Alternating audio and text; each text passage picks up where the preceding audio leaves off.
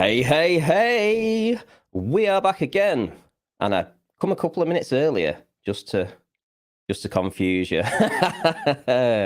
And how is everybody doing today? Are we ready for this? Are we ready for the trial? It's going to be a doozy today. We have got opening statements today. This is going to be good. This is where we're going to see where the trial's going to go. We're going to see people's plans, where they're trying to take their arguments. It's going to be very interesting. Of course, there's going to be accusations thrown around, and I want to see what this is going to be, how this is all going to come about today. Because I tell you what, it's going to be exciting. Right. Let's bring my guest in. We have the Claire waiting. Let's bring her in. Here we go. Hey. Hello. Good day. Good day. The Claire. I like that. That's funny. I feel like famous or something. So it's going to be exciting. You excited? I'm excited for this. Can't wait. I mean, opening statements, it doesn't get better than that. Apart from Amber Heard taking the stand, I mean, that's going to be the best one. Yeah, let's do a few hellos to some of the people in there. We've got Culture Cats, who was in first. Again, well done, mate. Gemstone, the Mexican Bob. We've got Juliana Minazian again. Well, hello, are you? How are you? Strawberry, is it Strawberry or Strawberry Johnny? I think it's Strawberry. Krabby, nice to see you in. We have Joe Black, back again. Gemstone, always grateful. Claire, you're in there as well, actually. Oh, yeah. I'm talking to them. Yeah. Lucy Robinson says, your short was hilarious. Indeed, it was. It was quite funny. It was. I might play that again in a minute, actually. Well, give me a warning. Give me a warning so I don't spit my coffee like earlier. It was pretty good. We've got Sophie Joyner in the house. Aldine Ngona, I think. Charlie Welch. Cat Paw. And Annie Kath Spleen, I see you in. Hunter NG and Richard Taylor. So welcome everybody. 40 watching currently, which is great. I think yesterday we got up to around about 270, which was pretty amazing considering that we were just waiting for the jury selection to take place. We didn't actually have any content to show.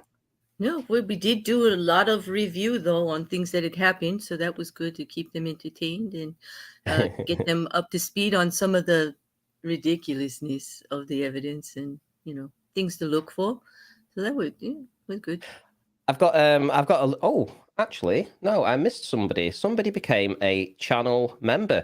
Natasha Kirkner. How did I miss that? Thank you so much for becoming a channel member, and you adopted a flurf. If you don't know what a flurf is, it's a very long story. You've adopted a flat earther.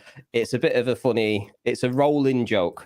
So I hope you're not too offended, but thank you so much for adopting one of those flurfs. I would give you Flatzoid. I think you can take a control of him for a time. Right, I've got something to play you guys. Have a little listen to this. I was hitting you. I was not punching you. Babe, you're not punched. You got hit. I'm sorry I hit you like this, but I did not punch you. I did not fucking deck you.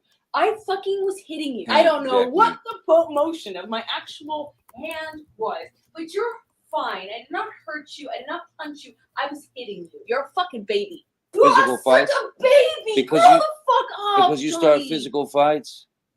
I did start a physical fight. Yeah, you did. So I had to get the fuck out of there. Yes. You did. So you did the right thing, the big thing.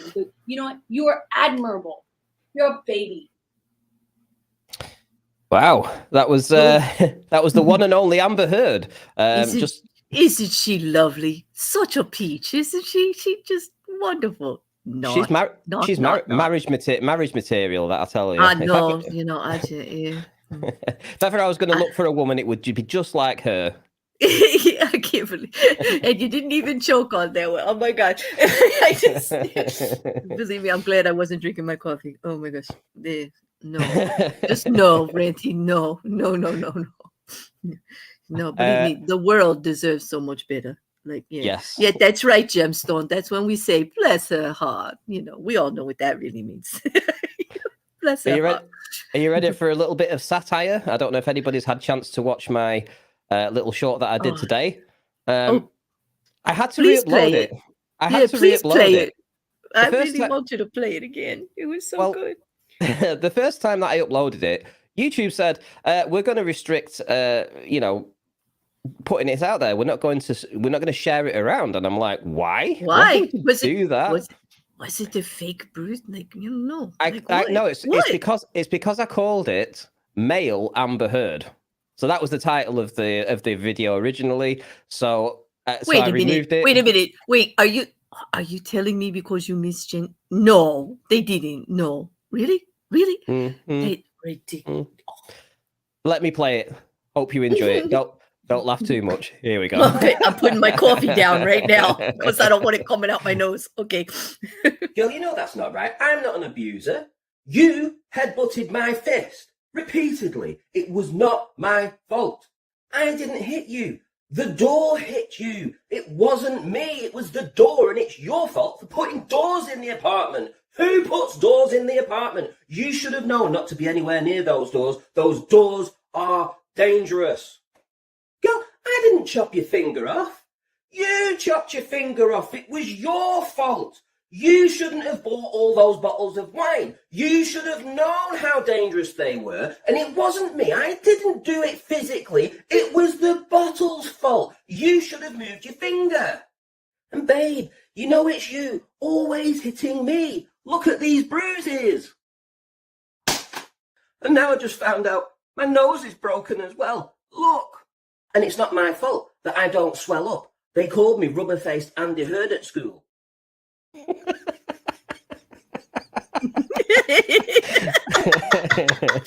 It's the bruises for me. It's those makeup bruises, and you're walking around with the makeup brush like we're not supposed to notice. I'm so cool. Doors. Don't put any doors in your apartment. Doors are dangerous. Please. That was a lovely treat this morning, and it's the best way to wake up laughing like that. Hysterical. What can I say? I am a bit of a comedian at heart, so oh, good. You get quite a lot of that on my channel. I'll do kind of little skits I'm like looking that. forward to it because that's how I roll. Humor mandatory is something that I hashtag all the time everywhere. If you can't find humor in something, it's not worth it. Like a little bit, even the serious stuff, you have to find a little bit. Like this. You know why that's so funny? Because it's true. Because she said it all. And that's what makes it even funnier because every word was true. Oh, good. Don't put doors in the apartment. Oh my god. Oh, I wonder how. Let's have a look. See what's going on Court TV. Oh, oh, right. Let's. No, actually, we don't want that. We shall just share my screen. I can show you what's going off because we have got 25 minutes to wait until it kicks off. And that, I can't wait. I honestly can't wait. There we go. Where am I? What's going on here? Why is that over there? Right. This is what's currently happening at the moment. So they're going through, obviously, some older stuff. They won't have any court sessions going on currently, but we've got like 24 minutes to wait. And I would imagine then that they're going to, sort of like go to the Amber Heard, Johnny Depp opening arguments. That's what I would think. And anybody got any ideas how they're going to play this? What do you think Amber Heard's opening statements are going to be from her attorney over there? Yeah. I didn't do it. I'm too cute. No, I don't know. I know I make light, but it's hard because they're just first it's going to be, I believe opening statements will be by Johnny's side first, and then they're just going to say that they're going to bring abuse in right away, I believe, because that is the only thing they can do is work on the sympathy of the court system, that she is actually a victim. That is their strongest defense. And that everything she did was under the stress of being a victim, including corrupting and manipulating all of the evidence to be in her benefit. It's all because, that's the hook that they have. I can't see them playing anything else. Now, Can you tell me from Johnny Depp's side, his witnesses, is he bringing in his ex-partners again? Are they coming to actually testify? I did not see Paradis on there, and I was wondering why. It might be because of privacy for the children, because remember, Johnny is very private about his children's lives and keeping everything separate, and his ex-partners and stuff. So it could have something to do with that. It could be an agreement that they have. I'm not sure, but she's made public statements on his behalf repeatedly. So I don't think that there's a problem there. It could just be an agreement for privacy between the two of them. I'm not sure. I didn't see her on there. I didn't see Did he Kate not Moss. say? Did he not say though that he reserved the right to bring in witnesses as and when? As you did. It is in the witness list statement. It is repeatedly mentioned throughout the motions to amend. It is repeatedly they reserve the right to bring all the witnesses as it happens, and they're allowed to contest. Like if she brings witnesses, they're allowed to bring witnesses to contra her witnesses. Like they just have to, bring it up, and motion gets granted or not by the judge. And I can't see the judge being biased in this case. So far he's been pretty fair back and forth.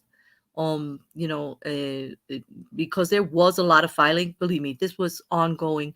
It was a slew of paperwork, a slew of ridiculousness back and forth about the subpoenas and who should testify and who should be Zoom and who should be in person, and just getting, whether or not they had fought all of the subpoenas for the personal people in Amber's life, like Elon Musk and Franco. That side did not want them subpoenaed to come forward. They actually filed for motions to prove why it was necessary, which they lost because the judge did decide that Johnny could call anybody he wants that has pertinent testimony.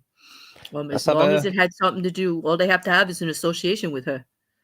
Let's just have a little listen to what's going on currently, because it looks like they've got some guests on talking about perhaps the Johnny Depp trial. Let's have a listen. Evidence. There's not enough evidence for a conviction here, and they're intimating that they're going to put the defendant on the stand. When you listen to her in that police interview, no matter who you are, if you're a defendant at the defense table and you're listening in a police interview, oh, that's the novelist. Yeah, that's the romance novelist who killed her husband. Did she do that, though? Did she kill him? I don't know. I've not been following that trial. Well, they say there's not enough evidence, that it's what they have is mostly circumstantial. But I have not studied this case, so I can't really speak with any real conviction on it. But that's what everybody's saying from what I've heard. She doesn't look much like a murderer. She looks like an old grandma. But then again, I suppose, you never can tell, right? I mean, how's she supposed to have killed him? That I don't even know. Like that's how little I know about this case, to tell you the truth. Court TV covers so many of them. Is this Laura Granger? Let me just see. So, after yesterday's mammoth long session, we actually got 11,000 views on our video. 11,000 views, which is, I mean, I've had other videos that have peaked at more views than that in the past, but to get that in just one day, and I think I picked up about 150 subscribers, which was fantastic. So, I mean, if this covering this trial can get me over 10,000 subscribers, I mean, that would be amazing. I'd love to pass 10,000. I'm not far off of it now. I think I'm at 8,800 or so. So there's a little way to go yet, but I'm close. So if you're listening and you're enjoying this kind of content and you enjoy what we're doing here, please hit the subscribe button. I really would appreciate that.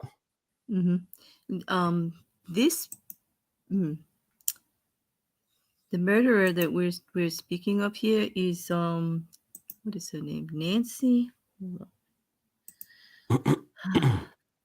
She shot him. You asked me how she did it. She shot him. Her name is Nancy Crampton Brophy, and she's accused in the shooting death of her husband of 26 years, Chef Daniel Brophy. She wrote an essay called "How to Murder Your Husband." Years before she shot her husband. So when I guess that's the circumstantial evidence they're speaking of. But there you go. That's that in a nutshell is all I know about this case. But Cynical Mind says, "Don't tell me what to do, Ranty. I say as I hit the subscribe button. LOL." oh, Thank you so much. it's nice. That's really amazing. Yeah, I mean, this is I can't wait for this trial to start. I really cannot wait. This is as I say, this is very important to me. Is, you know, I had something similar happen to me. So I've been there. I've been in Johnny Depp's position. I actually was lucky enough to come through mine unscathed. Unfortunately, Johnny hasn't had that luck as yet. So I'm rooting here for him a lot. And there was something I was showing you before, actually. I brought up an image. This was the carpet. The carpet. This is the carpet that the police officers walked through. This is the amount of red wine that was on that carpet. And you've got to say that it's probably 3 or 4 foot's worth, you know, of area that's covered with this red wine. And there is some other images floating around that shows the red wine dripping down the walls. So the spots of red wine all over the walls as well. None of this was visible in the body cam footage at all. That just wasn't there. So I'm looking forward to it, seeing how these weasels try to weasel the way out of this. I mean, have you ever tried to clean up red wine in the past? I mean, I've tried to clean up red wine. It doesn't clean up very well. And there's no way that they could have cleaned that red wine up before those police officers walked through that hallway. And they wouldn't. Who would want to do it anyway? It's not even their apartment.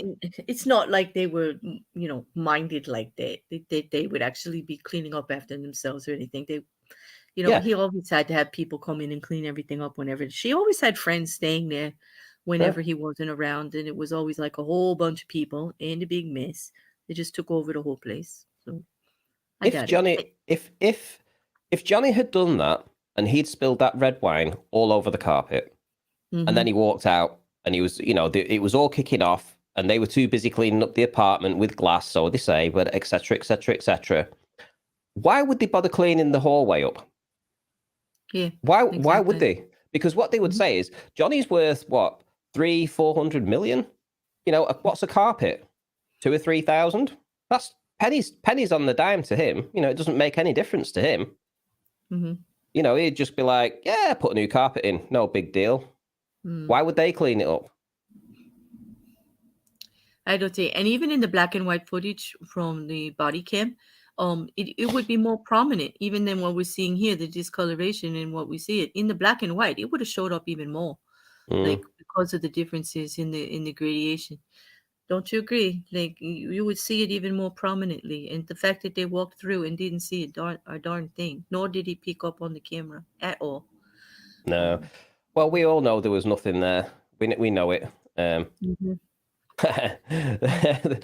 love that picture. Yeah. This is today's thumbnail that I made. I think it's pretty cool. I like the idea of. I picked some very nice looking pictures of both of them to include in this to give you an idea of my opinions here with where I think this trial may end up going.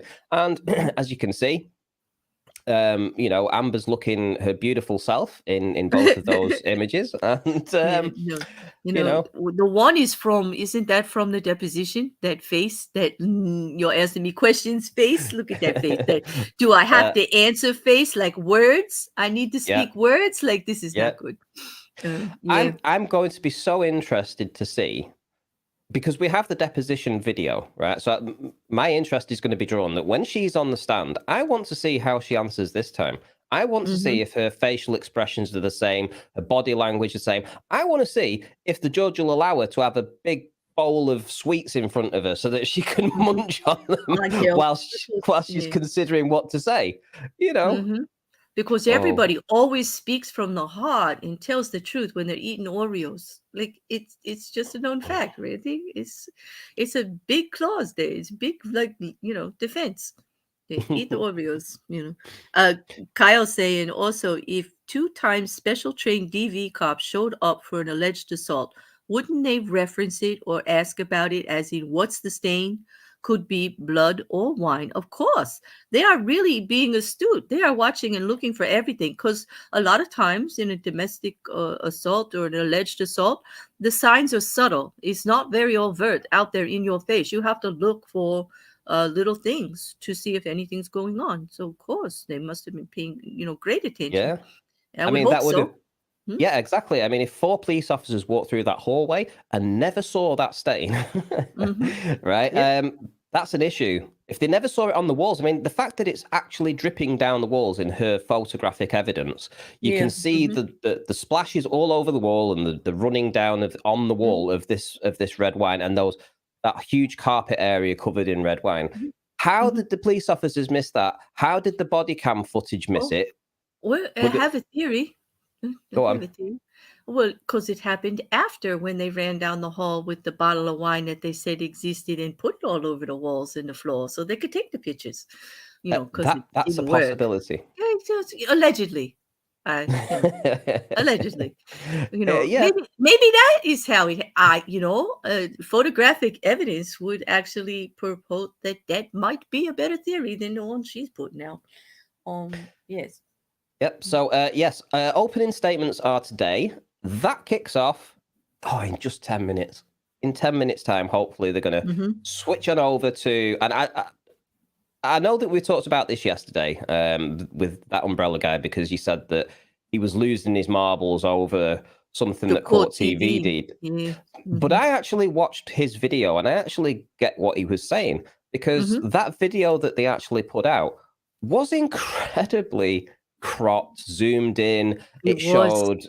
I mean, it was terrible. It was actually terrible. So much so that I did a tweet today. I actually tweeted out to Court TV and basically said, I've got my eye on you. We're watching.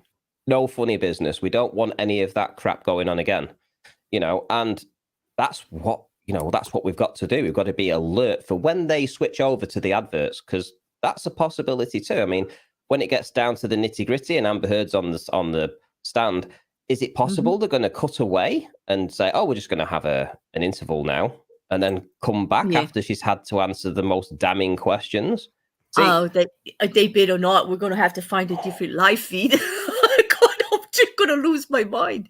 Wouldn't that be so offensive? I mean, that would be offensive. Yeah, well, if there is another live, I know there's another live feed out there, so I'll be simultaneously having that open ready, and if they do cut away, I'm going to flick straight on over to the next one so that we don't miss a single thing. There's no way in a million years that I'm missing out on that. Yeah, that's insanity. Because they're Court TV, like representing. I mean, I get the TV part. That's Fantasyland. I get that. But when you say like your Court TV, like represent the system, fairness, equality. Like, come on, like don't really kind of skewing it a bit. Well, today's the day. Today's the day. Oh, we got 7 weeks of this. We have 7 weeks of this. Looking forward to it every day. Obviously you're going to know what's going to come up, but just wondering how the attorneys are going to present everything, how they're going to try to argue away a lot of the evidence that's there. And I'd also be interested to see what Johnny says about his, what was it he called it? The monster. I mean, I was listening back to one recording where he's talking about this monster. And I think actually that from my listening of that, I believe that he was talking about his inner demons with the drink and the drugs. That's what I think it was. I think, he obviously was getting into a very dark place when he was over in Australia, etc.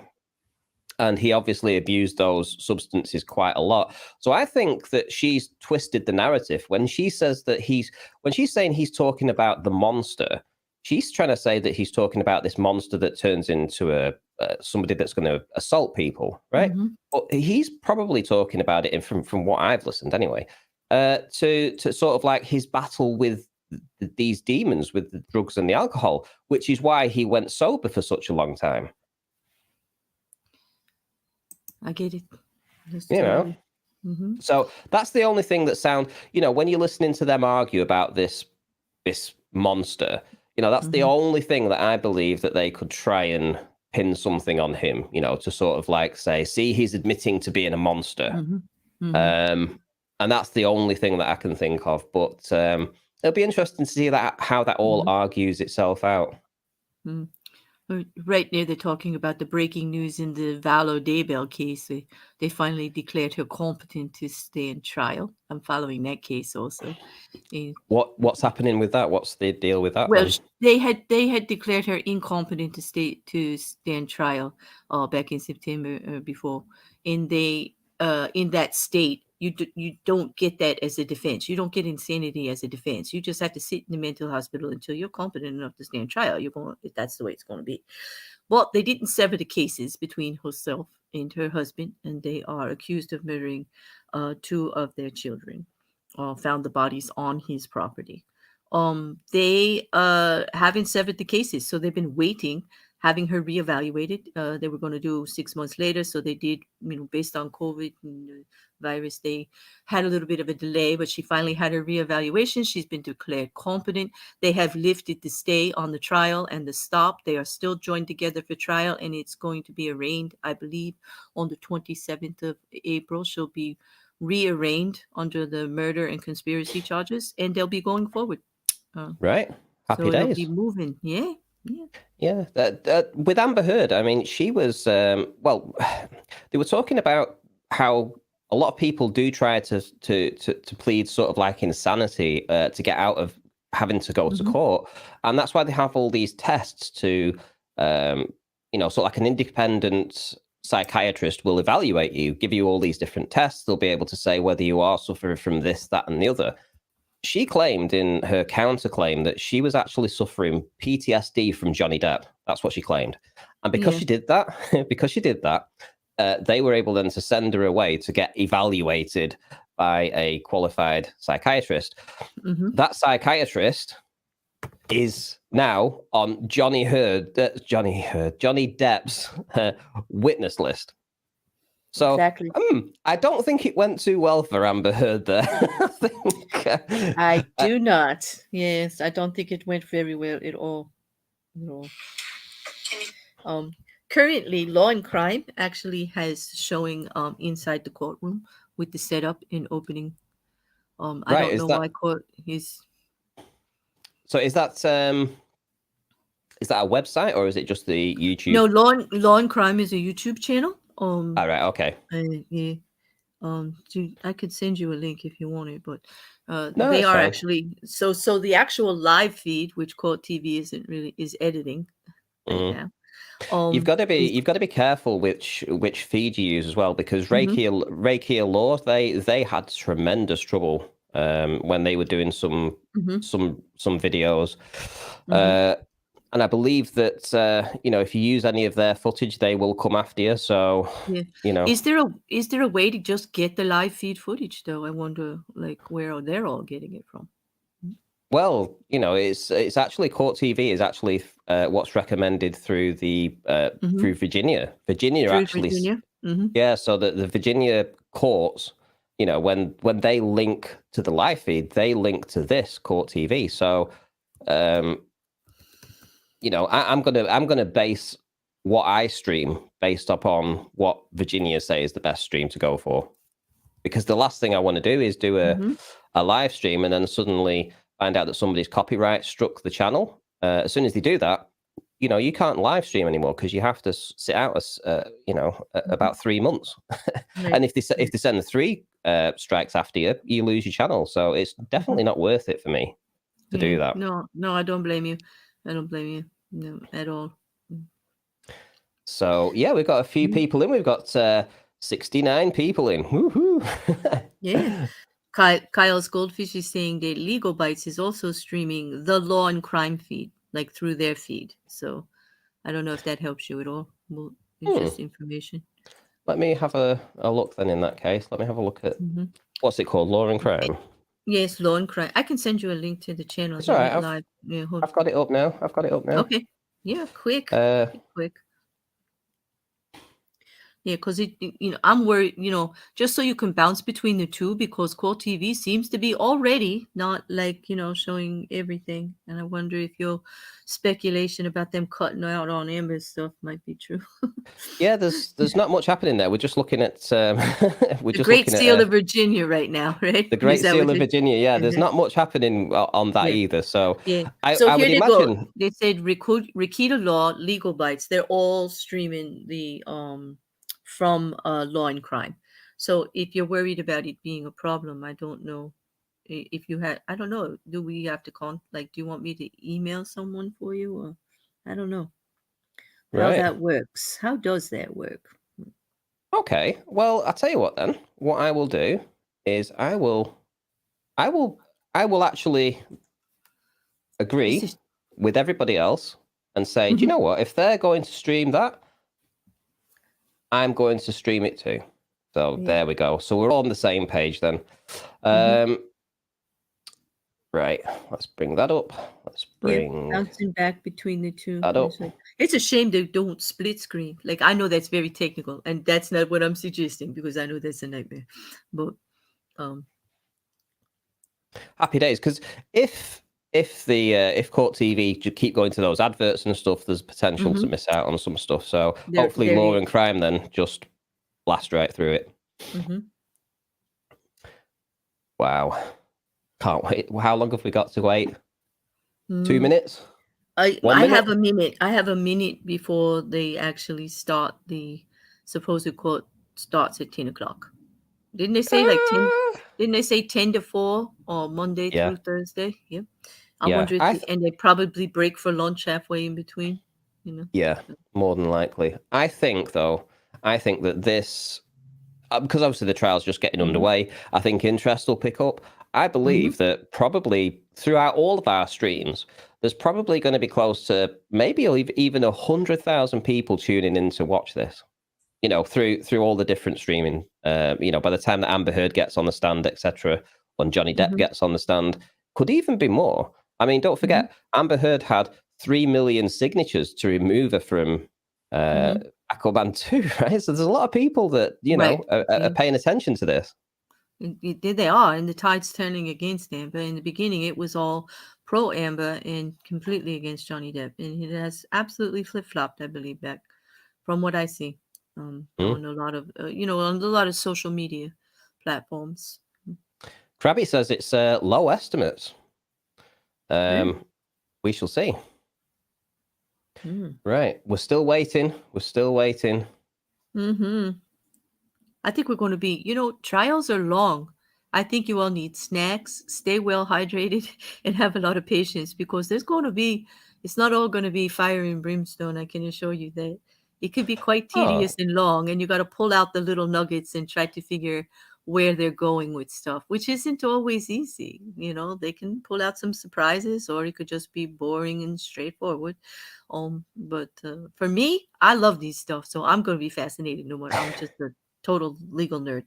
Eat this stuff for breakfast. I'm going to be biting, when obviously her team is up there making their opening statements. I'm going to have to. Here we go. Here we go. Come on. Okay, good. All right, good morning. All right, do we have any preliminary matters before the jury comes out? Yes, we would just ask the Honor to please publish our agreed demonstrative. All right, there's no objection to that? People have changed places here. I just want to make sure I look in the right place. Okay, we're good. It's a blank screen right now, so we would ask to publish it now. Okay. I'm assuming it's. We tried it out beforehand, it seemed to work. If it's a blank screen, it's hard to see if it's working or not. Understood. It is published, Thank you. but it's just a blank screen, I guess. Okay, we're going to hope that's it then. All right, thank you. Anything else we have? All right, ready for the jury? Yes. Okay, great.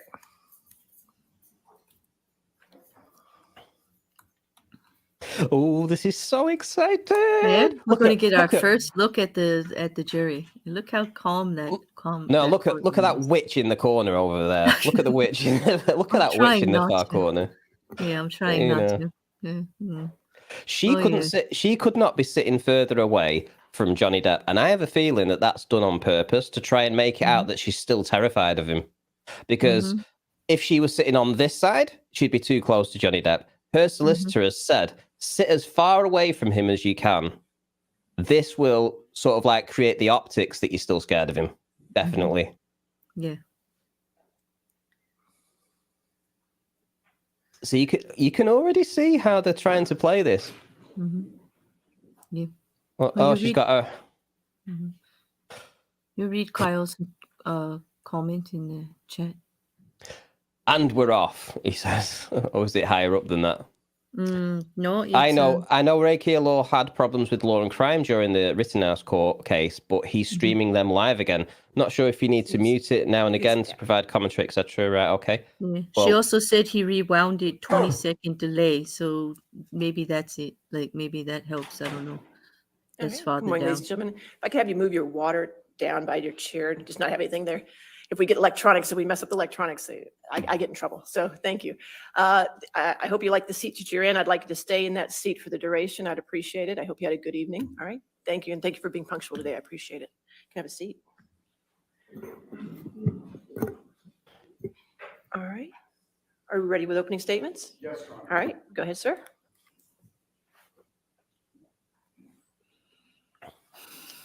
oh, here we go. It's starting with Good morning. Johnny's. Good morning, My mate. name is Ben Chu. Hi, Ben. My colleagues and I from Brown Rudnick are truly honored to represent the plaintiff in this case, Johnny Depp. Go, Johnny. Some of you may recognize Mr. Depp from seeing him portray characters such as Edward Scissorhands or Captain Jack Sparrow from the Pirates of the Caribbean movies. For nearly 30 years, Mr. Depp built a reputation as one of the most talented actors in Hollywood, a respected artist whose name was associated with success at the box office. Today, his name is associated with a lie, Yes.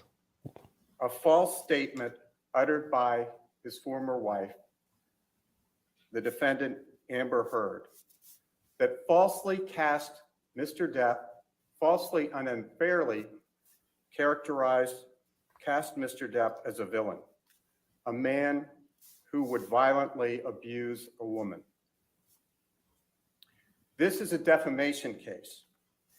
Look at that It's a case bitch. about how devastating words can be when they are false and uttered publicly. Under the law, a person who makes a false statement about someone else can be held responsible for the harm that results from that falsehood. That's because words matter. They paint a picture in our mind based on what we have experienced and what we know, or what we think we know. And because of that, words can evoke strong emotions in the listener and cause irreparable harm. She's going to cry. Person's reputation. This bitch is going to cry. And when, like Mr. Depp, your career depends Kind of early for the on waterworks, isn't it? your image and your reputation, or whether movie producers want their films associated with you, that harm can be particularly devastating. This is a case about the impact of Amber Heard's words on Johnny Depp. Specifically, the words that she used in an op-ed published in the Washington Post in December 2018, which is shown on the screens.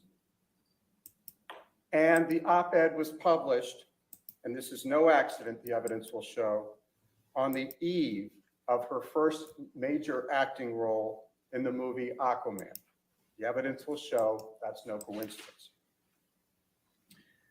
The evidence will show the words that Ms. Heard used, which are the subject of Mr. Depp's defamation suit against her.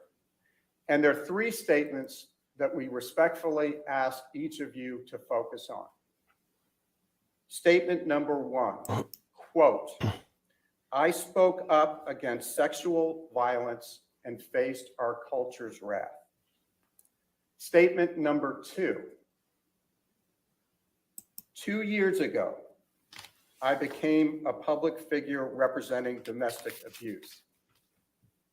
And I want to repeat that because you're going to hear that throughout the case, because the timing here is critical.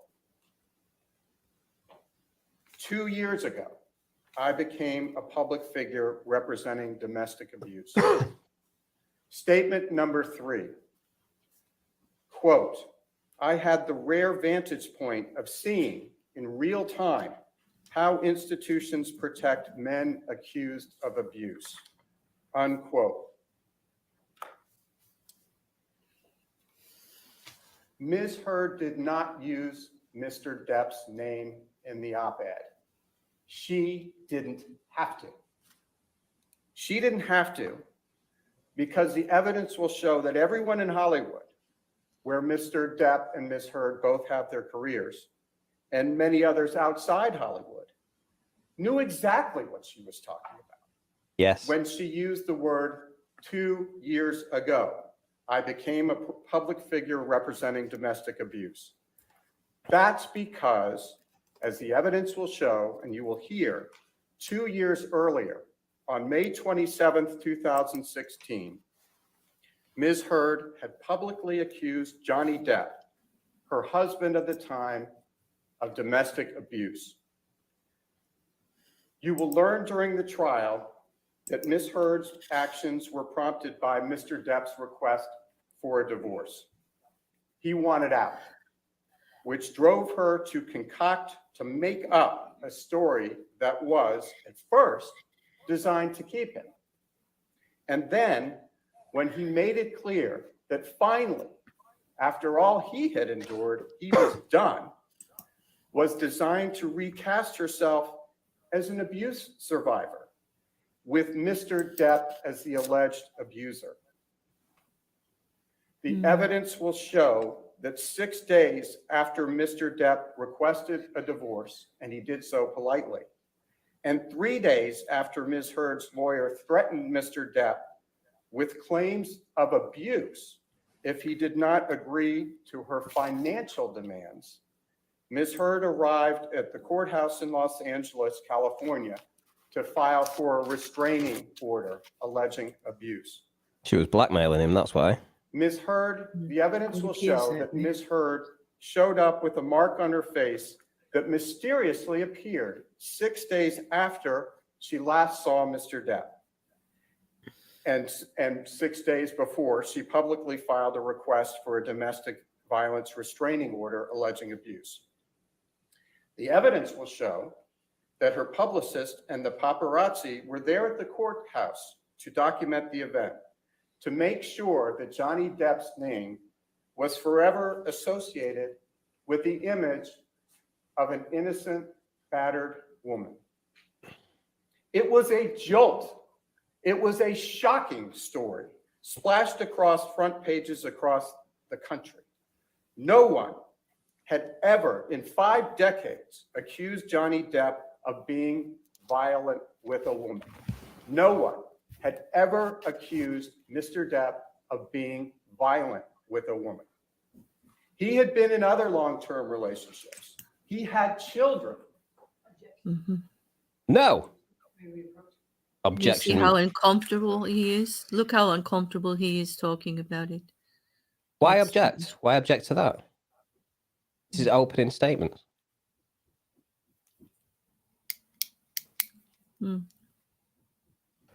Absolutely ridiculous. Yeah. Absolutely ridiculous. I object. I object because there's plenty of evidence to show that he's never harmed another person. Yeah, we don't like that. Well, that's the whole thing, is she doesn't want his side of the story to come out at all. You know, you can only be the perfect victim when there's not another side, right? So he does look incredibly uncomfortable to me when they were talking about it. Yeah, he does, but he also looks. I mean, yes, he's definitely tense, but it's embarrassing for him. You know, of course.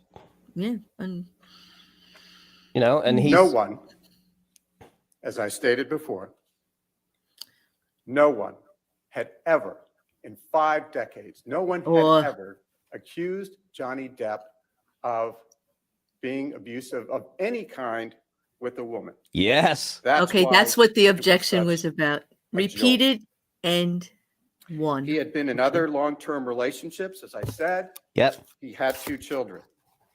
And no one had even suggested ever that he was capable of something like this. By choosing to lie about her husband for her own personal benefit, Amber Heard forever changed Mr. Depp's life and reputation.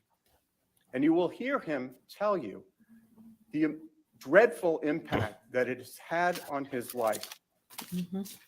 The evidence you will hear at this trial contradicts the story Ms. Heard presented to the world in May 2016 and again in December 2018. The evidence will show that the last time Mr. Depp and Ms. Heard saw each other before Ms. Heard showed up in court on May 27th, 2016, was May 21st. And that's a very important date. And I will ask you, please, to remember that through the trial. Mm-hmm. Mm-hmm. Mr. Depp's mother, Betty Sue, passed away on May 20th after a long illness when Johnny and his sister Christy had been taking care of his mother for a very long period of time. And for reasons that Mr. Depp will personally explain to you throughout the course of this trial, he had resolved to divorce Ms. Heard. So on May 21st, Mr. Depp came by the apartment that he shared with Ms. Heard in the Eastern Columbia building, or the ECB, as some people refer to it, to tell her that, to pick up his things, and to say goodbye. There is no dispute that soon after Mr. Depp ended things with Ms. Heard and left the apartment on May 21st, he got on a plane to head out on a European tour, a music tour, for months with his band, the Hollywood Vampires. And Ms. Heard knew that he was going off on tour and out of state when she walked into court to get the restraining order, which she obtained ex parte. It's a Latin word, fancy word, but all it means is that Mr. Depp and his lawyer were not there and had no opportunity to be heard. That's what an ex parte order is. You will hear from the police officers who responded to a 911 call on May 21st after Mr. Depp left. Yes, you will. And the body cam Police footage. officers will testify that they saw no injuries on Ms. Heard. Yes. Both police officers will testify that they saw no injuries on Ms. Heard. Nor did the police officers see any of the property damages that you will hear Ms. Heard claims existed in the apartments that evening. And you will hear those officers under oath testify that there was no violence and that there was no crime. You will also hear from multiple witnesses who, like the police officers, saw Ms. Heard between May 21 and May 26. Those are the crucial days between the alleged incident and the day she walked into court with her lawyer and got an ex parte order. Time to face the music. And those witnesses will testify that they saw her without any marks, any signs of injury on her face. And you will hear from multiple witnesses, including Brandon Patterson, who is the manager of the Eastern Columbia building, where Mr. Depp and Ms. Heard lived together. You will hear Mr. Patterson say that he saw, and others will say as well, that they saw a surveillance video from the week of May 21st that showed Ms. Heard's sister, Whitney, throw a fake punch at Ms. Heard's face. Now, let's just stop there. This is a surveillance video you will hear about where the sister of the alleged victim threw a fake punch at her sister, which allegedly occurred, this incident, only a couple of days earlier. Ms. Heard acting out being punched, responding to the fake punch, and the two laughing about it. So you have the alleged victim and the sister laughing about a fake punch. And you will have to decide for yourself, or we ask that you please decide for yourself. Would anyone ever joke about that if there had been actual abuse? Much less ask yourself, would a sister ever joke with an alleged victim about being punched by her husband? Of course, none of this contradicting evidence was publicly available when Ms. Heard walked into court on May 27th and got her restraining order. Yep. Instead, as you can imagine, the media storm was instantaneous. You will hear about and see some of that media coverage, which published pictures of Ms. Heard walking into court and other pictures supposedly showing injuries supposedly caused by Mr. Depp, a man who had never been accused of abuse of a woman. The evidence will show that Mr. Depp and Ms. Heard eventually settled their divorce out of court. Thereafter, Ms. Heard dismissed her restraining order against Mr. Depp. 7 million popping up. But Ms. Heard's false claim that Mr. Depp had abused her remained in the public sphere. It didn't go away. The images were permanent. And the evidence will show that 2 years later, which is why we're pointing to that reference in the op-ed, in the wake of the Me Too movement, and just before the release of Ms. Heard's role in the movie Aquaman, Ms. Heard chose to remind the world about the festering allegations, this time under the banner of a international newspaper, the Washington Post. In the op-ed, in her op-ed, Ms. Heard again painted herself as the innocent victim of abuse, but this time with a wider audience primed to take action against industry powerhouses accused of abuse. The evidence will show that the clear implication in Ms. Heard's op-ed that you have in front of you was that she was the victim of domestic abuse perpetrated by Mr. Depp. The evidence will show that that was a lie, and it remains a lie when it was repeated and republished 2 years later. Hollywood studios don't want to deal with the public backlash from hiring someone accused of abuse, even someone with the incredible body of work and record that Mr. Depp can be proud of. A false allegation can devastate a career. 100%. And it can devastate a family. Yep. It's hard to reverse. And the evidence will show that Ms. Heard's false allegations had a significant impact on Mr. Depp's family and his ability to work in the profession he loved and loved to bring joy to everyone. Ultimately, this trial is about clearing Mr. Depp's name of a terrible and false allegation. We ask you in the next several weeks to please carefully consider the evidence, assess the reliability and credibility of that evidence, and to make your own determination about what actually happened between Mr. Depp and Ms. Heard. And to tell you more about that, I am going to turn it over to my colleague, Camille Vasquez, who you had the pleasure of meeting yesterday. Thank you all for your attention. Good stuff, mate. Right. Double teamer.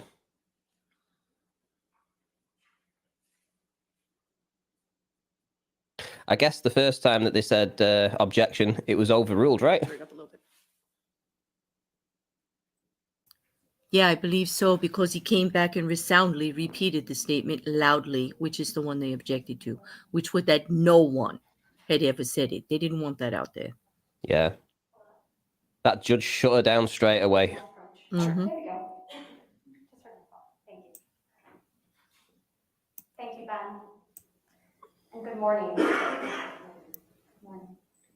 Over the course of this trial, you're going to have an opportunity to get to know Johnny Depp. Not the characters he's portrayed, but the man himself. You will hear from Mr. Depp directly, Ooh. but you will also hear from his friends, his family, and employees. You will hear from people who have known him for decades. They have seen him at his best, and they have seen him at his worst. And they will tell you, each of them, that he is a kind soul who has never and would never raise a hand to a woman. You will hear that Mr. Depp learned at a very young age how to coexist with an abusive woman. You will learn from Mr. Depp's sister, Christy, and from Mr. Depp that their mother, Betty Sue, lived in a constant state of anger that would boil over daily in vicious words and violence directed at her husband and their children. And you will hear how Mr. Depp, who had the personality of his father, coped with that abuse in the same way his father did. He just took it. The evidence will show that Mr. Depp learned that the best way to deal with violence was to leave, to get away from it. Give her time to cool down. Mm-hmm. But he never turned his back on his mother.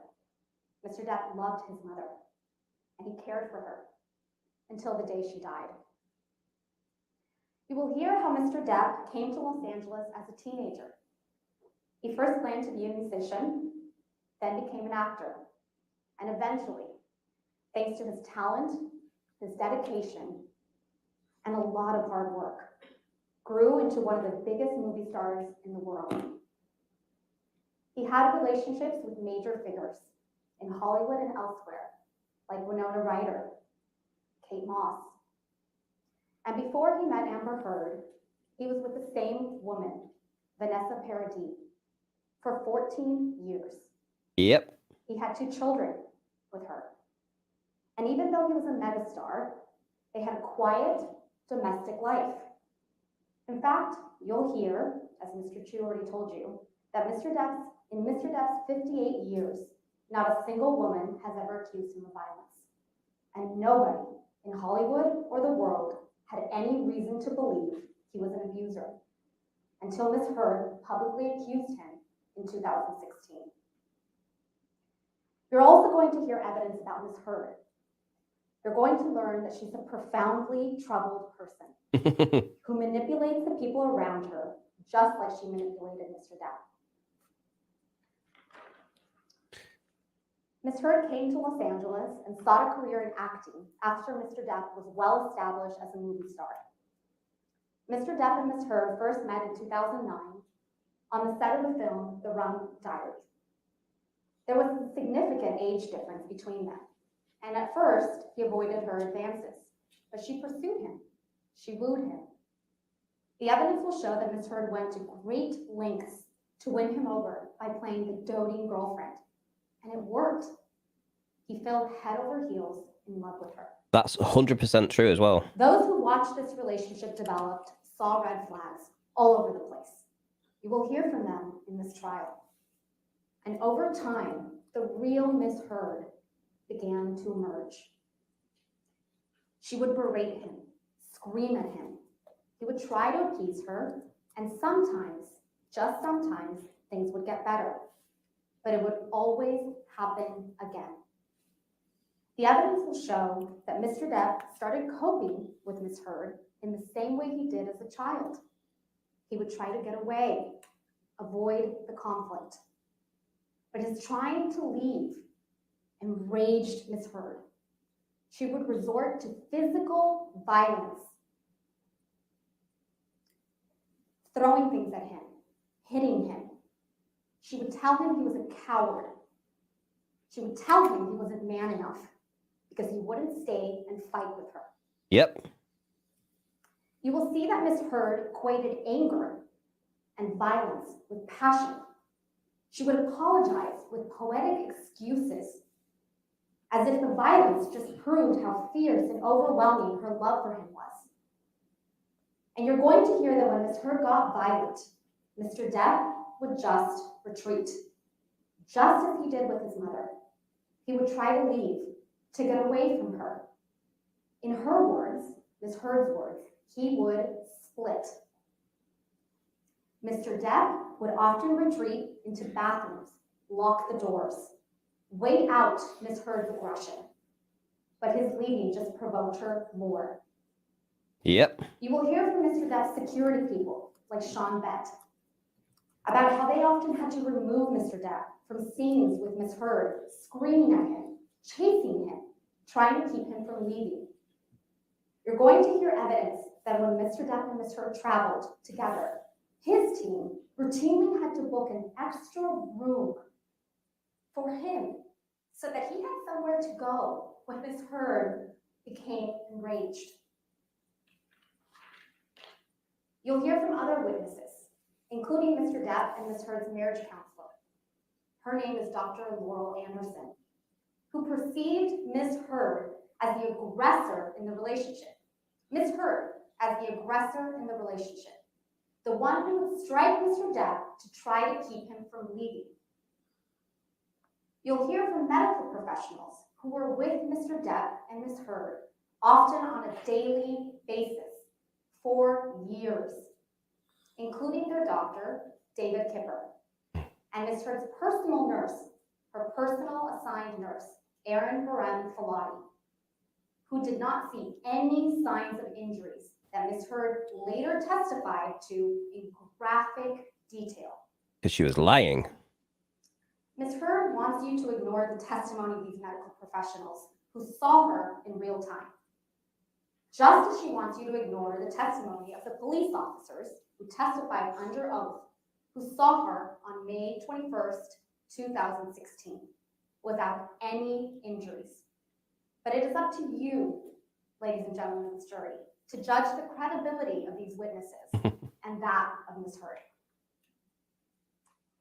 In this trial, Ms. Heard will undoubtedly present photos that supposedly show injuries she sustained as a result of the claimed abuse by Mr. Depp. Here's what you should keep in mind when you see these photographs. First, the evidence and expert testimony from a forensic pathologist, a doctor, will show that the injuries reflected in these photographs are not consistent with the brutal allegations of abuse Ms. Heard has alleged. Second, there are multiple witnesses, including medical professionals and police officers, who will testify that they did not observe the injuries supposedly reflected in these photographs. And you may be wondering, how can that be?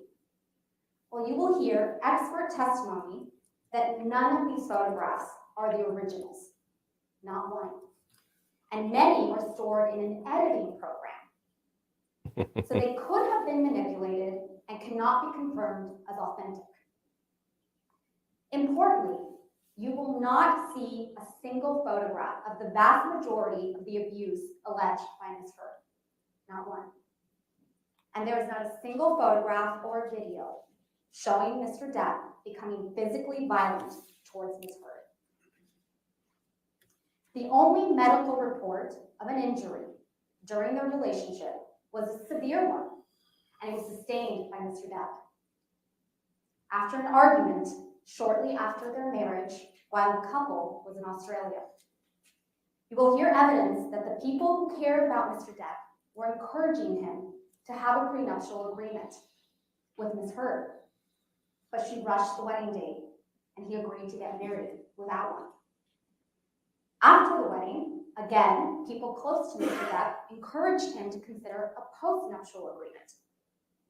When the topic came up, Ms. Heard became outraged, as she always did, at the suggestion that Mr. Depp might leave her. Yep. She berated him, and when he tried to leave, she became violent. She became so violent, in fact, she threw a vodka bottle at him that hit his hand and exploded. It severed the end of one of his fingers. You'll see pictures of Mr. Depp's severed finger and learn about his emergency medical treatment for that injury. And then you'll learn, and this is important, years later, after the false claims of abuse that caused Mr. Depp to file this very lawsuit, Ms. Heard came up with an elaborate story about what actually happened, according to her, in Australia.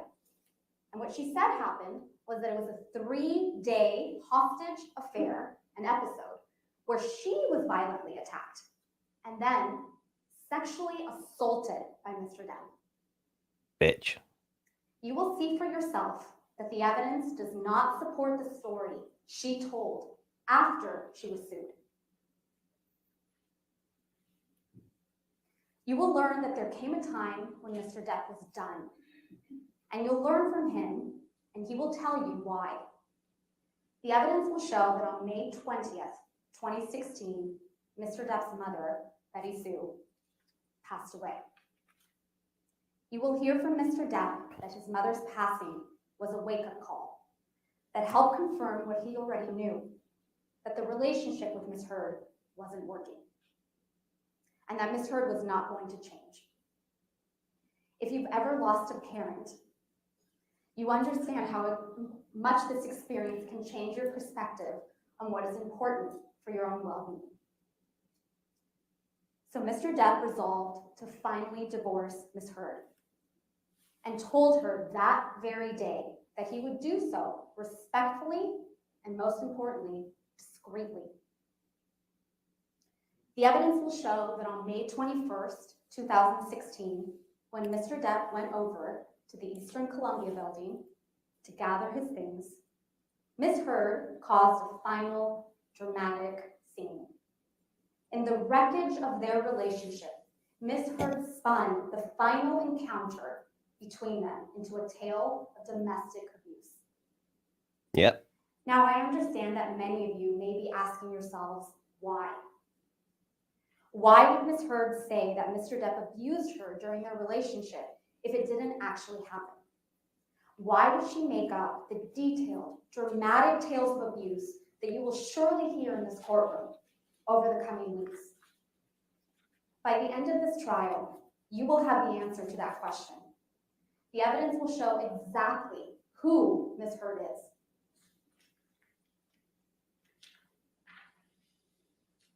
You will hear from Mr. Depp and other witnesses, including their marriage counselor, Dr. Laurel Anderson, that Ms. Heard would go to great lengths and even resort to physical violence to stop Mr. Depp from leaving her.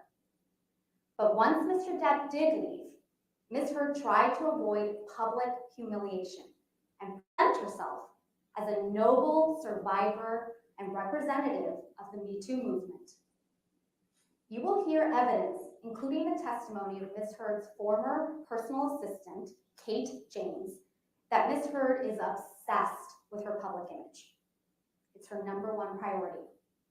And you will see evidence that after she received a $7 million divorce settlement from Mr. Depp, Ms. Heard released a public statement claiming she wanted nothing from him and would donate the entire settlement to 2 charities: the Children's Hospital of Los Angeles in California and the American Civil Liberties Union, also known as the ACLU. But then she did not make the donations. No, she didn't. Quite simply, Ms. Heard had publicly cast herself in the role of a domestic abuse survivor. There was no going back. When Mr. Depp finally stood up and fought for his good name in court by filing this lawsuit, Ms. Heard, because she couldn't back down, went all in. After this lawsuit was filed, and it's important, the timeline here, after this lawsuit was filed, Ms. Heard started making up more and more alleged incidents of abuse. Mm. And if you'll recall, ladies and gentlemen, the headline of the op-ed references sexual violence.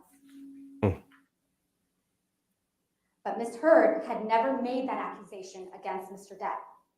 It was never part of her allegations of abuse. So what changed? What changed between 2016 and 2018? We submit to you, and the evidence will show, when she realized the seriousness of what she had alleged, she panicked and she alleged sexual assault. This lawyer's great. Ms. Heard and her lawyers are Yeah. going to tell you some truly horrific tales. It's of smart. abuse They had the before this woman trial read is it over. too. But the horrific details are designed. They're designed to shock you and to overwhelm you. They are designed to be explosive. And they are designed to distract you from the evidence and, most importantly, from common sense. That tells you, the common sense and the evidence will tell you that it is all a lie. That none of this, not one single alleged incident of abuse, could have happened as Ms. Heard claims. Ms. Heard's pattern is consistent. She tells a lie, then covers up that lie with still more lies in a constantly changing, evolving, ever more dramatic story.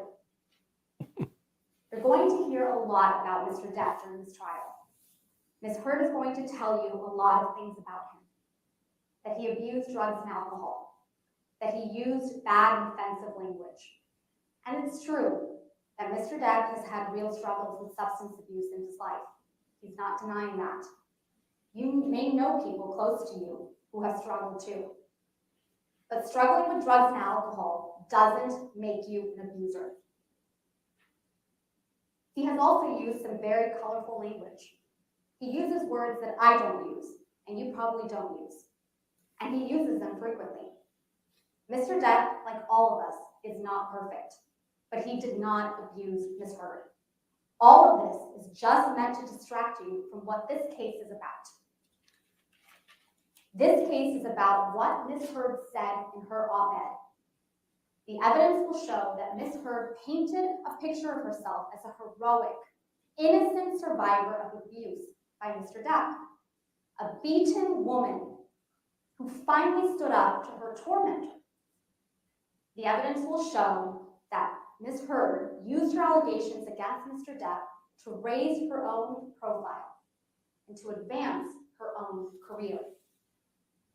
The very same day that the op-ed was published, under the title, quote, "I spoke up against sexual violence," end quote, she posted that article that's now displayed on your screens and the title on her Twitter page, right along with an announcement that she was becoming an ACLU ambassador on women's rights to make sure that, quote, "women and girls can live free from violence," end quote.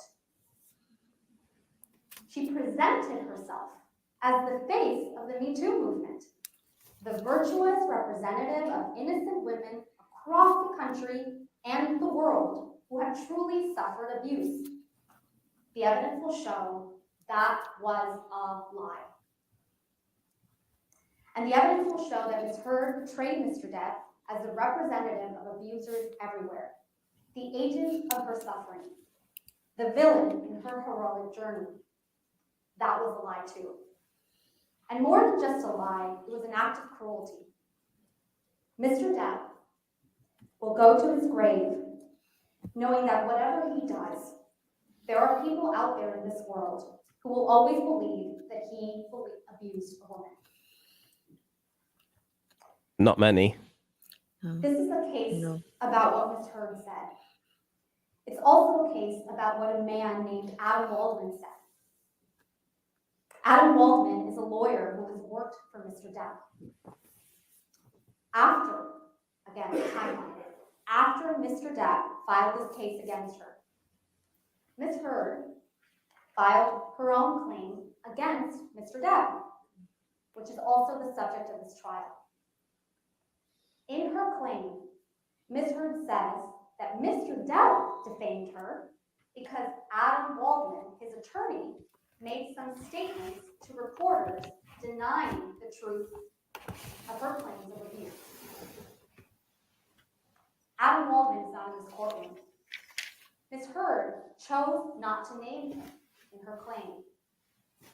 And I won't take up too much of your time with a discussion of her claim against Mr. Depp, except to say a few things. The evidence will show that those statements weren't even made by Mr. Depp. They were made by Adam Waldman.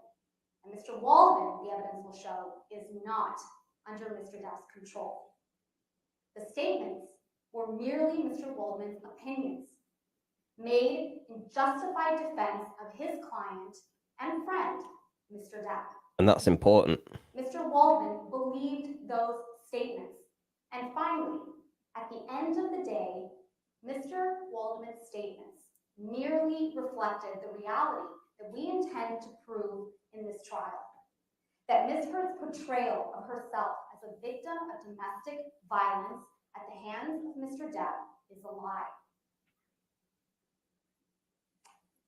Ms. Heard, as you know, is an actress. When she accused Mr. Depp of abuse and painted herself before the world as a representative of abuse victims everywhere, Ms. Heard took on the role of a lifetime. She can't back down. She has been living and breathing this lie for years now. And she has been preparing to give the performance of her life in this trial. Yes. But this trial is about the evidence. Yep. It's about a man's reputation. And it's about his whole life. His ability to walk down the street, look people in the eye, without having them think he's an abuser. It's about the truth. And the truth will come out in this trial. At the end of this trial, we will ask you to render a verdict for Mr. Depp. We will ask you to tell the world that he is not the abuser she described, and that she is not the victim she portrayed. And we will ask you to tell Ms. Heard that what she did was wrong. Thank you very much. Well done, girl. Wow. That was amazing. Really? That was really good. Ladies and gentlemen, it's a little early, but maybe we should go ahead and take our morning break, just since it's a natural point to have a break before we have the second opening statement, okay? So why don't we go ahead and take a 15-minute recess? Just remember, do not discuss the case and don't do any outside research, okay? All right, you're free to go. Wow. That was a great opening statement. Wow. Who needs Kathleen Zellner? Who needs Kathleen Zellner when you got her on your side? You don't. And I'm sure that Kathleen's advice was for all of that to be said by the female attorney, because of the perception that if the male attorney had said it, it would have portrayed it a little different light.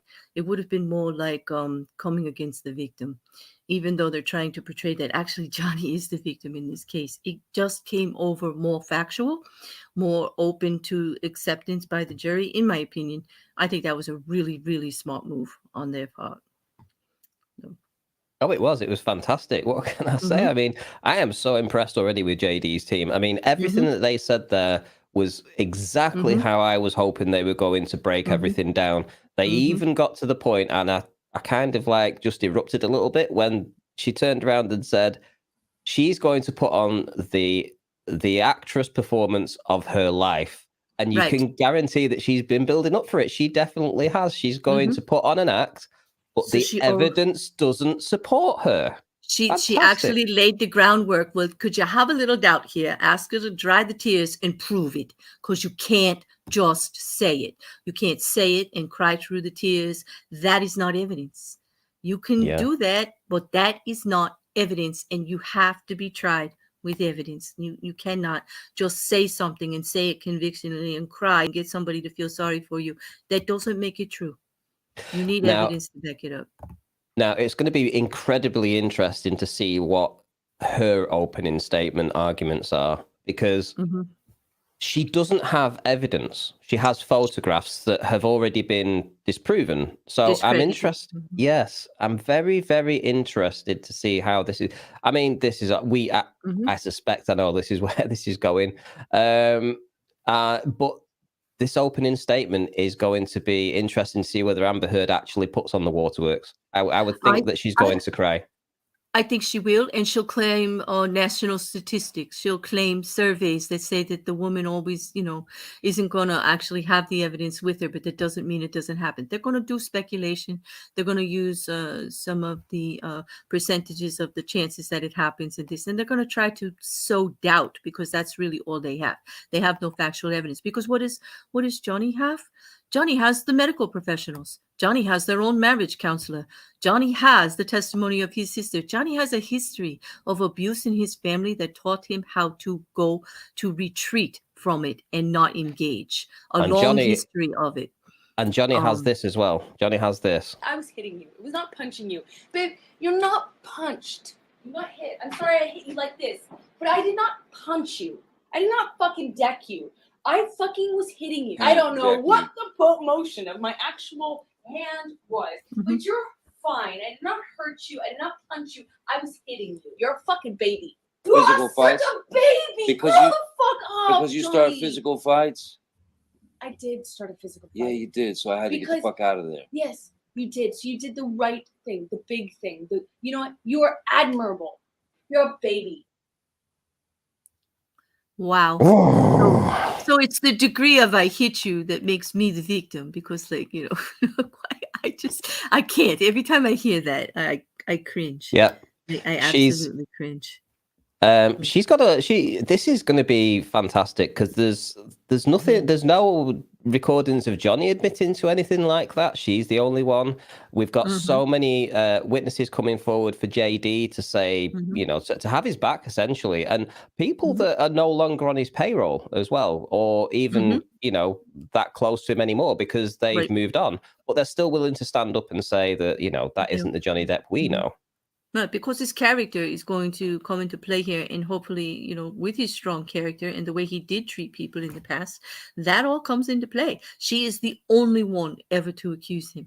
And he has been in tumultuous relationships before.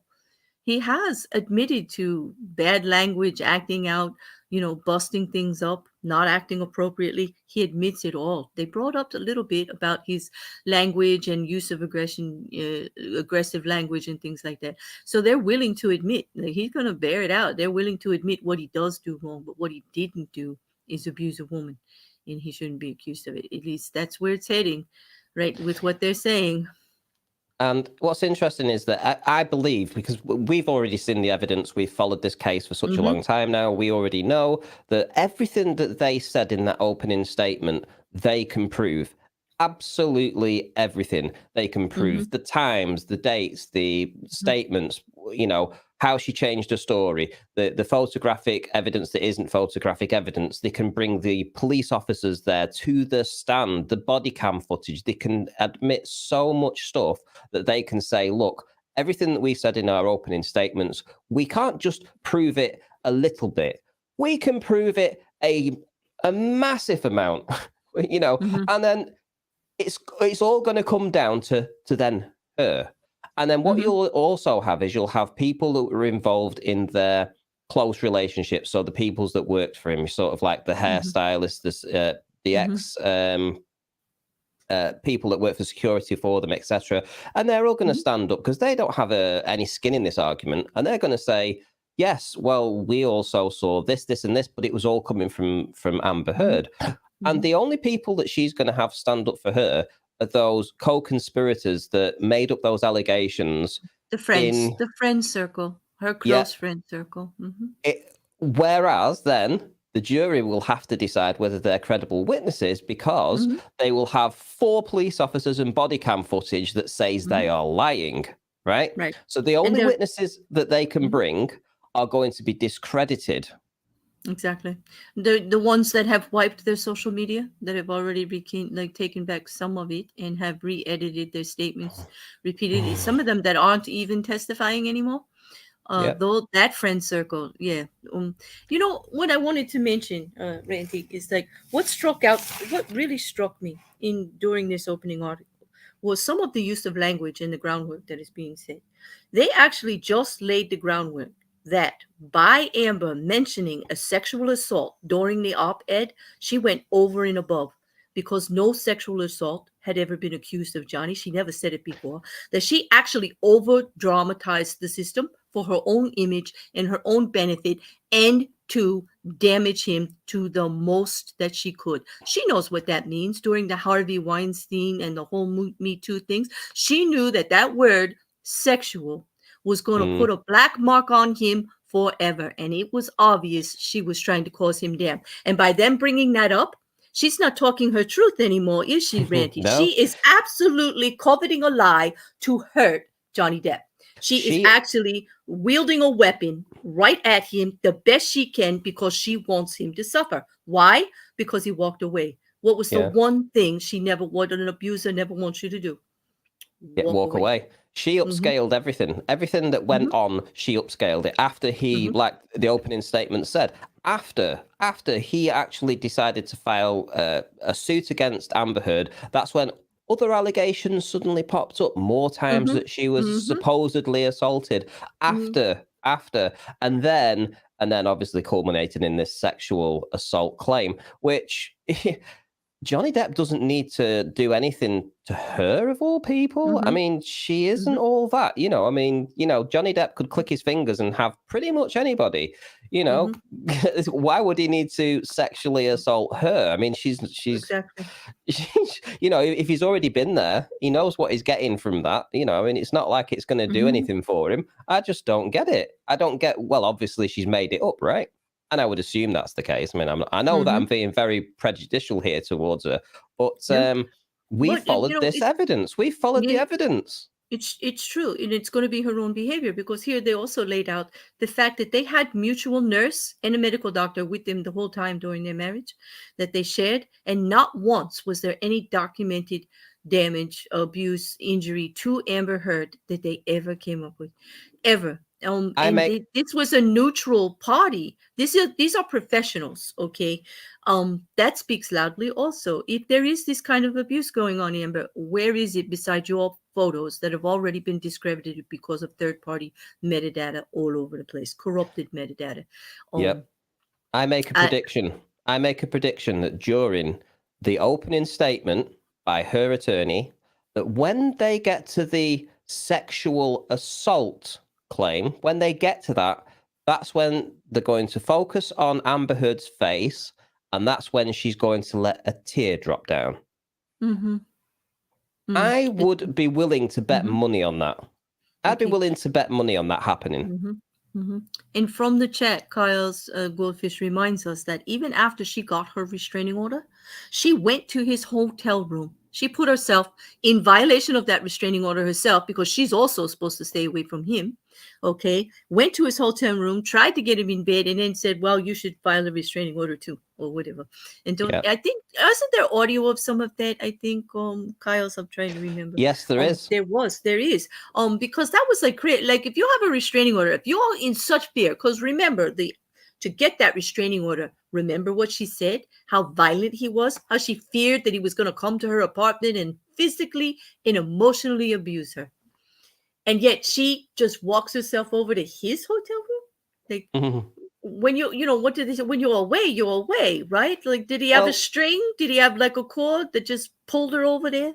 It's more than that, because what happened was she came to the apartment to have sex with him, and she was recording it herself. It's her recording, because what happens is she gets into bed. She got into his bed naked and is recording him. And Johnny Depp's like, "Are you recording me?" And then he says, "Get out of my apartment. You know, I don't want anything to do with you. What are you doing?" You know, I mean, she was literally laying it on for him. And and apparently he's supposed to have sexually assaulted her in the past, which was never obviously, you know, but then she's going to jump in bed and wants to have sex naked, with him. without any prompting, without anything like that, you know, and it's just absurd. It is absolutely absurd. And welcome, Mandy. Nice to see you. Yes, we agree. That opening was amazeballs. Yes, it is. I'm going to clap. I'm going to clap again because that opening there was bloody spectacular. Because everything that they said, they can prove every single thing. It wasn't just words. You know, this is they can prove it, and not just prove it to. Oh, we're 95% sure. They can prove it to being 100% sure. This is going to be an exciting few weeks. Yeah. It definitely is. Yes, Kyle, I do see your note, and yes, Renty already corrected that he did tell her to bog off. He said, I got things to do. See ya.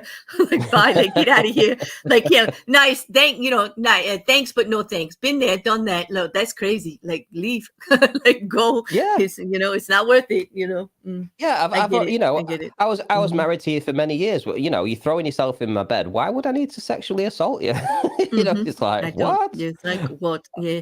No, and I did. It was. I was very notable how they did that. They turned that they just her putting that in there when she knows that didn't happen. How that was absolutely proves malicious.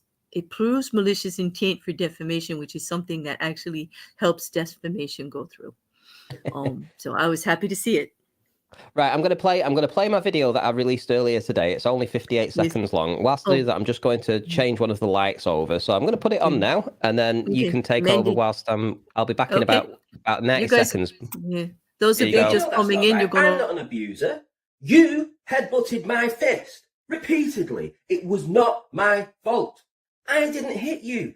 The door hit you. It wasn't me. It was the door, and it's your fault for putting doors in the apartment. Who puts doors in the apartment? You should have known not to be anywhere near those doors. Those doors are dangerous. Girl, I didn't chop your finger off. You chopped your finger off. It was your fault. You shouldn't have bought all those bottles of wine. You should have known how dangerous they were. And it wasn't me. I didn't do it physically. It was the bottle's fault. You should have moved your finger. And babe, you know it's you always hitting me. Look at these bruises. And now I just found out my nose is broken as well. Look. And it's not my fault that I don't swell up. They called me rubber-faced Andy Heard at school. Can't help it. They just cracking me up. Gosh, I hope Renty does more of that for me every day. That's a treat. Yeah, you got to do more. I want one of those. I just told everybody. I like it every time you play it. I actually want one of those every day. Like, please. Like, that is like so good. It is. You want to do one of them every day, right? Okay, there's a challenge. Yes, could you bring me one? I'll get you all the documentation I can and help everything. Just bring me one of those. Make my day. Like, or every other day at least, because God, that was just brill. Just fucking brill. Absolutely. Boom. Yeah. Oh, Mandy, wasn't it? I mean, that's how we first started the day. It was brill. It was so good. I'm glad that this is underway now. And now that we've heard the opening statements, it seems that the team for Johnny is just going after the facts, the evidence. That's purely what they're going for. We know that Amber Heard doesn't have many or very little evidence. So I'm interested to see what her attorney's opening statement's going to be. I imagine it's going to play on the heartstrings. I think it's going to be she was this, she was that, blah, blah, blah, blah. She didn't want to, she loves Johnny. She didn't have to say all of that to start with. So she was hiding some stuff. So she hid the sexual assault thing. So I imagine that's how they're going to play it. Like she was still the victim, like she was still suffering. PTSD, she still had that. Except for there will be testimony to disclaim that also, And the other thing, the marriage counselor coming through and saying clearly feels that Amber was the aggressor. Use the right language in that statement too. Aggressor. Like they are repainting the story as to who the actual abuser is. They are putting all the right words, all the right intent there. That opening statement went really, really well, I feel, for Johnny Depp's side. without being Gordon- too much, without being Yeah. too sensationalized. So Gordon's Raber says an interesting statement here. It says, "Isn't Johnny Depp known to be a rather friendly soul?" And that's the thing, you see. I mean, it's like every single person apart from her and her crony friends say, "Oh, the back. Here we go." Popping myself on mute. Okay. Yeah, we don't want you yelling at that attorney. We want to hear what she has to say. I'm gonna have to bite my lips here. This is. I tell you what, we give you nonstop rant as soon as she's done. Like, I'll mute and you just go for it. But let's hear what she has to say first. Oh. I know it's going to be hard. I tell you what, though, that I don't know what the name of the female attorney is. That's for I Johnny missed Depp. it too. I have to look it up because I want to write it from my notes for sure. I got Right. Ben Chu, but I want her name. I missed it. So I wonder if I'm going to be accurate with her teardrop at sexual assault. Let's see. I think you will. I suspect that I might be right. Because she's been sat there with tears almost ready to drop at any moment anyway. All right. Opening statements. Mr. Rottenborn. Mr. Rottenboard. Mr. Rottenboard. Yeah, sorry. May I approach? Yes, sir.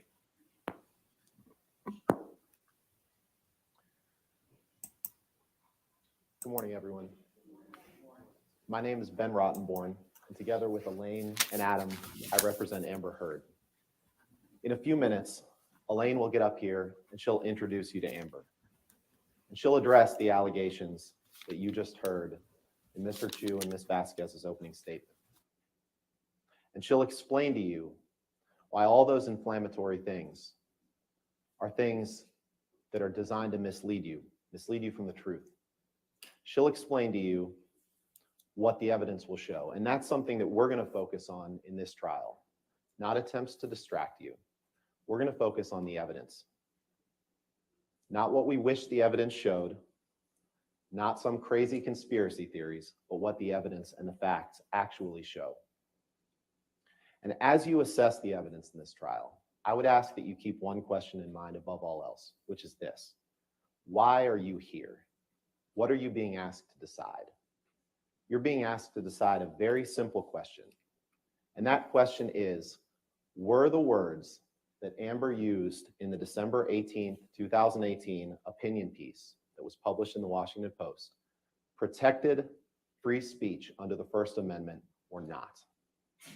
That is the question, and that's what you're being asked to decide. At the end of the trial, the judge will explain to you what the law is on defamation and what Mr. Depp's burden is to prove in order to establish defamation.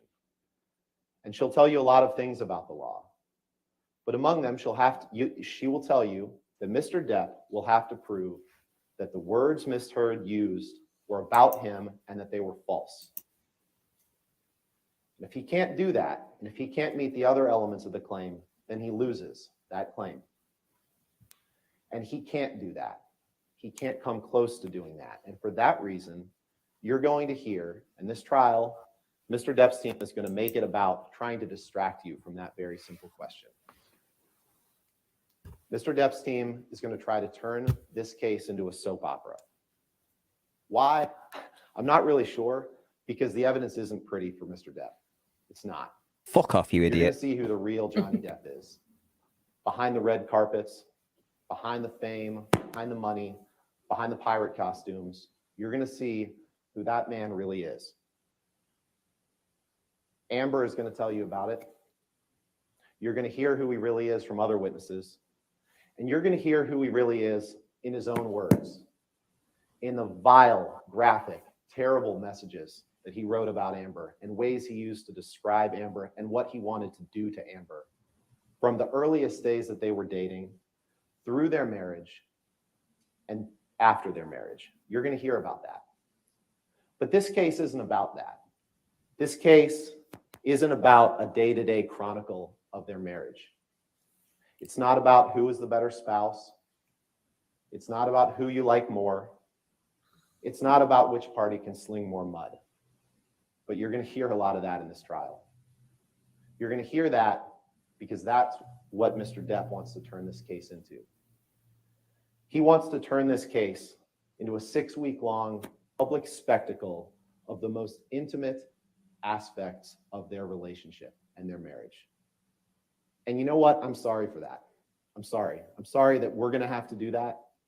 I'm sorry that you're going to have to list all of it. And I'm sorry that Amber's going to have to relive that. But that's the case that Johnny Depp chose to bring. And we're not going to stand idly by and let him sling mud at our client and make inflammatory and false statements like you just heard in opening and not let those go unresponded to. But ultimately, what this case is about the First Amendment, about that December 18th, 2018 op-ed piece, and whether Ms. Heard's freedom of speech and the First Amendment give her the right to say the words that she said. It doesn't. That right, Nope. that freedom of speech is what Amber Heard is asking you to uphold and protect in this lawsuit. And that's a very simple question. The question you could decide this afternoon. And it does not require you to stand and serve as the umpire of 2 movie stars' imperfect marriage. It doesn't. And so we're going to focus on those words. We're going to look at those words. And as we look at those words, I'd ask you to keep this in mind. Keep in mind what you just saw on the screen from Mr. Chu when he put up those words. Keep in mind what you didn't see. You didn't see the rest of the opinion piece. And what we'd ask is that as you look at those words, that you look at them in the context of the piece in which they were written. Now, whether you look at them individually or in the context of the piece doesn't really matter because the words are true. But context matters. And so what I'm going to do is I'm going to ask Heather to put up the article, put up the opinion piece, and I'm going to read that to you. And we're going to look at those words in the context of what this piece was about. Because Mr. Depp's team wants to make you think that this opinion piece was designed to destroy Johnny Depp. That this was designed to maliciously talk about him and their life together.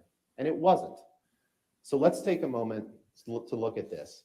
And I'm going to read it to you, and I'd ask that you follow along if you can. But either way, let's take a look at what the piece as a whole says. This is the piece that Amber wrote. I was exposed to abuse at a very young age. I knew certain things early on without ever having to be told. I knew that men have the power, physically, socially, and financially, and that a lot of institutions support that arrangement. I knew this long before I had the words to articulate it, and I bet you learned it young too. Like many women, I had been harassed and sexually assaulted by the time I was of college age, but I kept quiet. I did not expect filing complaints to bring justice, and I didn't see myself as a victim. Then, 2 years ago, I became a public figure representing domestic abuse, and I felt the full force of our culture's wrath for women who speak out. Friends and advisors told me I would never again work as an actress, that I would be blacklisted. A movie I was attached to recast my role. I had just shot a 2-year campaign as the face of a global fashion brand, and the company dropped me. Questions arose as to whether I would be able to keep my role of Mira in the movies Justice League and Aquaman. I had the rare vantage point of seeing, in real time, how institutions protect men accused of abuse. Imagine a powerful man as a ship, like the Titanic. That ship is a huge enterprise. When it strikes an iceberg, there are a lot of people on board desperate to patch up holes, not because they believe in or even care about the ship, but because their own fates depend on the enterprise. In recent years, the Me Too movement has taught us about how power like this works, not just in Hollywood, but in all kinds of institutions, workplaces, places of worship, or simply in particular communities. In every walk of life, women are confronting these men who are buoyed by social, economic, and cultural power, and these institutions are beginning to change. We are in a transformative political moment. The president of our country has been accused by more than a dozen women of sexual misconduct, including assault and harassment. Outrage over his statements and behavior has energized a female-led opposition. Me Too started a conversation about just how profoundly sexual violence affects women in every area of our lives. And last month, more women were elected to Congress than ever in our history, with a mandate to take women's issues seriously. Women's rage and determination to end sexual violence are turning into a political force.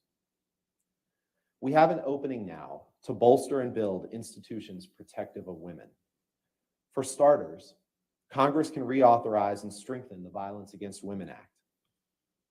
First passed in 1994, the act is one of the most effective pieces of legislation enacted to fight domestic violence and sexual assault. It creates support systems for people who report abuse and provides funding for rape crisis centers, legal assistance programs, and other critical services. It improves responses by law enforcement, and it prohibits discrimination against LGBTQ survivors. Funding for the act expired in September and has only been temporarily extended. We should continue to fight sexual assault on college campuses while simultaneously insisting on fair processes for adjudicating complaints. Last month, Education Secretary Betsy DeVos proposed changes to Title IX rules governing the treatment of sexual harassment and assault in schools. While some changes would make the process for handling complaints more fair, others would weaken protections for sexual assault survivors. For example, the new rules would require schools to investigate only the most extreme complaints, and then only when they are made to designated officials. Women on campuses already have trouble coming forward about sexual violence. Why would we allow institutions to scale back supports? I write this as a woman who had to change my phone number weekly because I was getting death threats. For months, I rarely left my apartment. And when I did, I was pursued by camera drones and photographers on foot, on motorcycles and in cars. Tabloid outlets that posted pictures of me spun them in a negative light.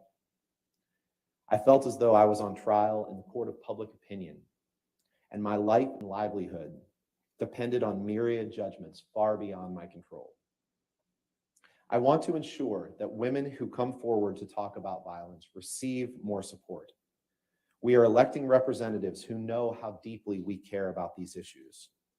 We can work together to demand changes to laws and rules and social norms, and to right the imbalances that have shaped our lives.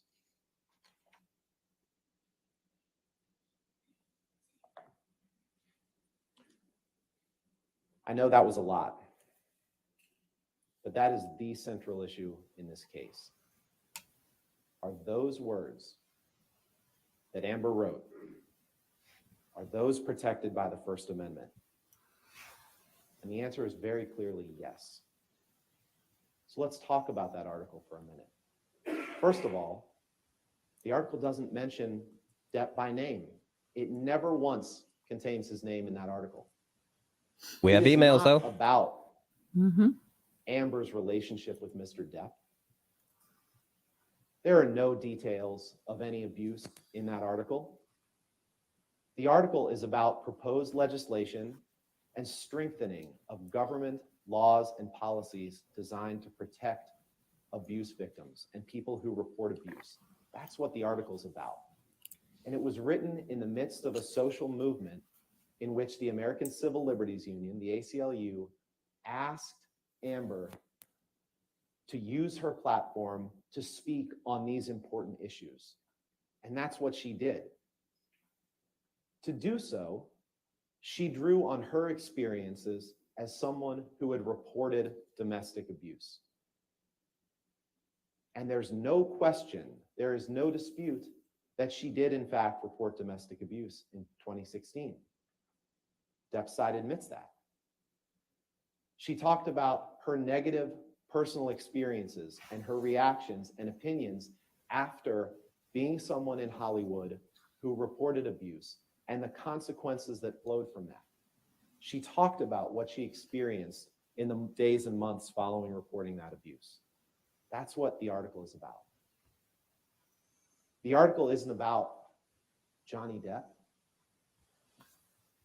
The article is about the social change for which she is advocating and that the First Amendment protects.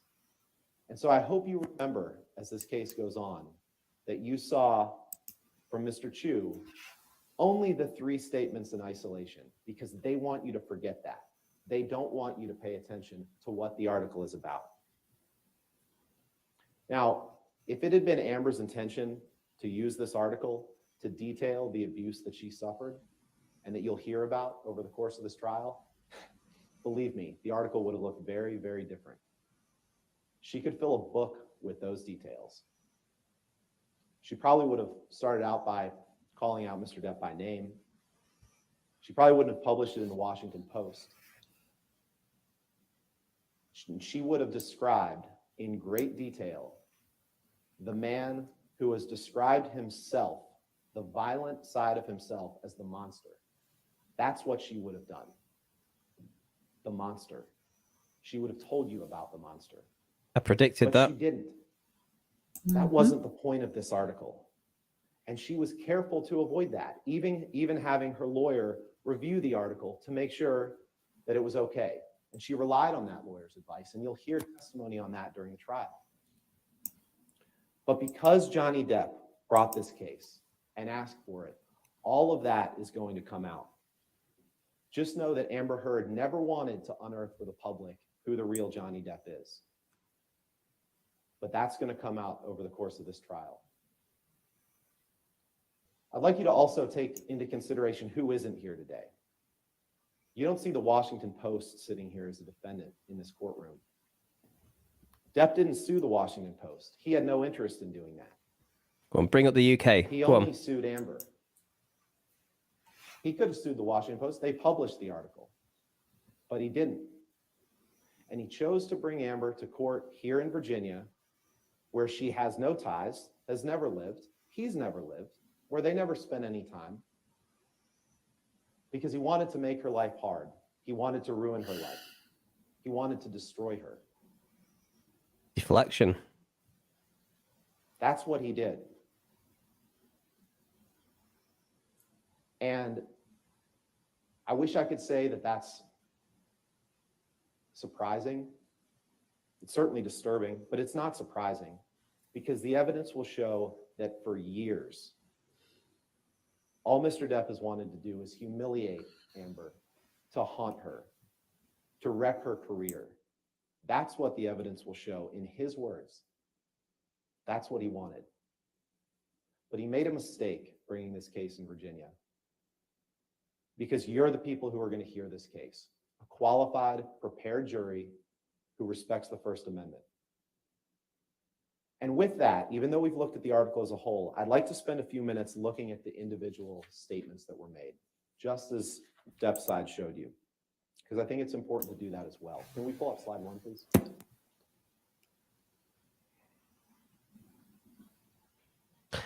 Yeah, trying to bring it all down to a technicality. Forget the evidence.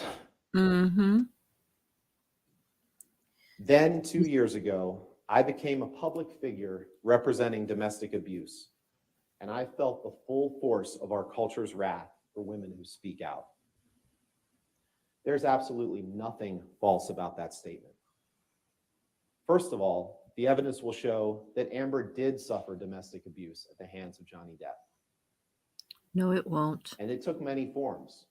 Physical, sure, but also emotional, verbal, psychological abuse. It's all domestic abuse that she suffered at his hands. So that's the truth.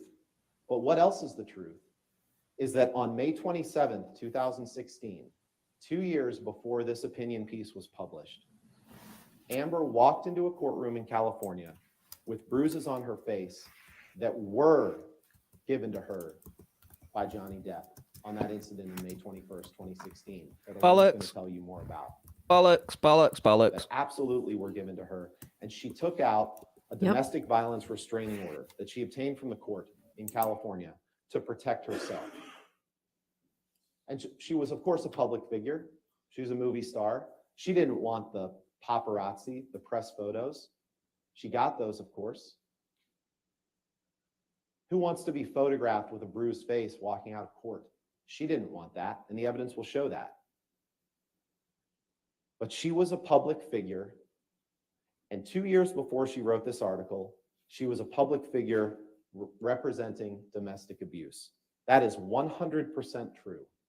And try as he might to take it away, Amber's freedom of speech gives her the right to say that. Can we pull up slide 2, please? This is the second statement. I had the rare vantage point of seeing in real time how institutions protect men accused of abuse. Once again, that statement is 100% true. Amber did accuse Johnny of abuse. And she saw how he was protected at the same time that her career took a downturn and that he did everything that he could to try to wreck her career, as the evidence will see. But she accused him of abuse. That statement is true. You don't need to relive every intimate detail of their marriage. You don't need to decide what happened on any individual day of their marriage to determine that the First Amendment protects that statement because it is true. He wants you to forget that. Don't take the bait. Let's pull up the third statement, please. Now, this statement was in the headline of the online edition of the article. I spoke up against sexual violence and faced our culture's wrath. That has to change. The undisputed evidence in this case will be that Amber did not write these words, did not review these words, did not approve these words. That's how op-eds work. She wrote the article. She didn't write this headline. And for that reason alone, it's not defamatory. What about Adam Wallman then? The thing, like the first two statements, tragically, it's true.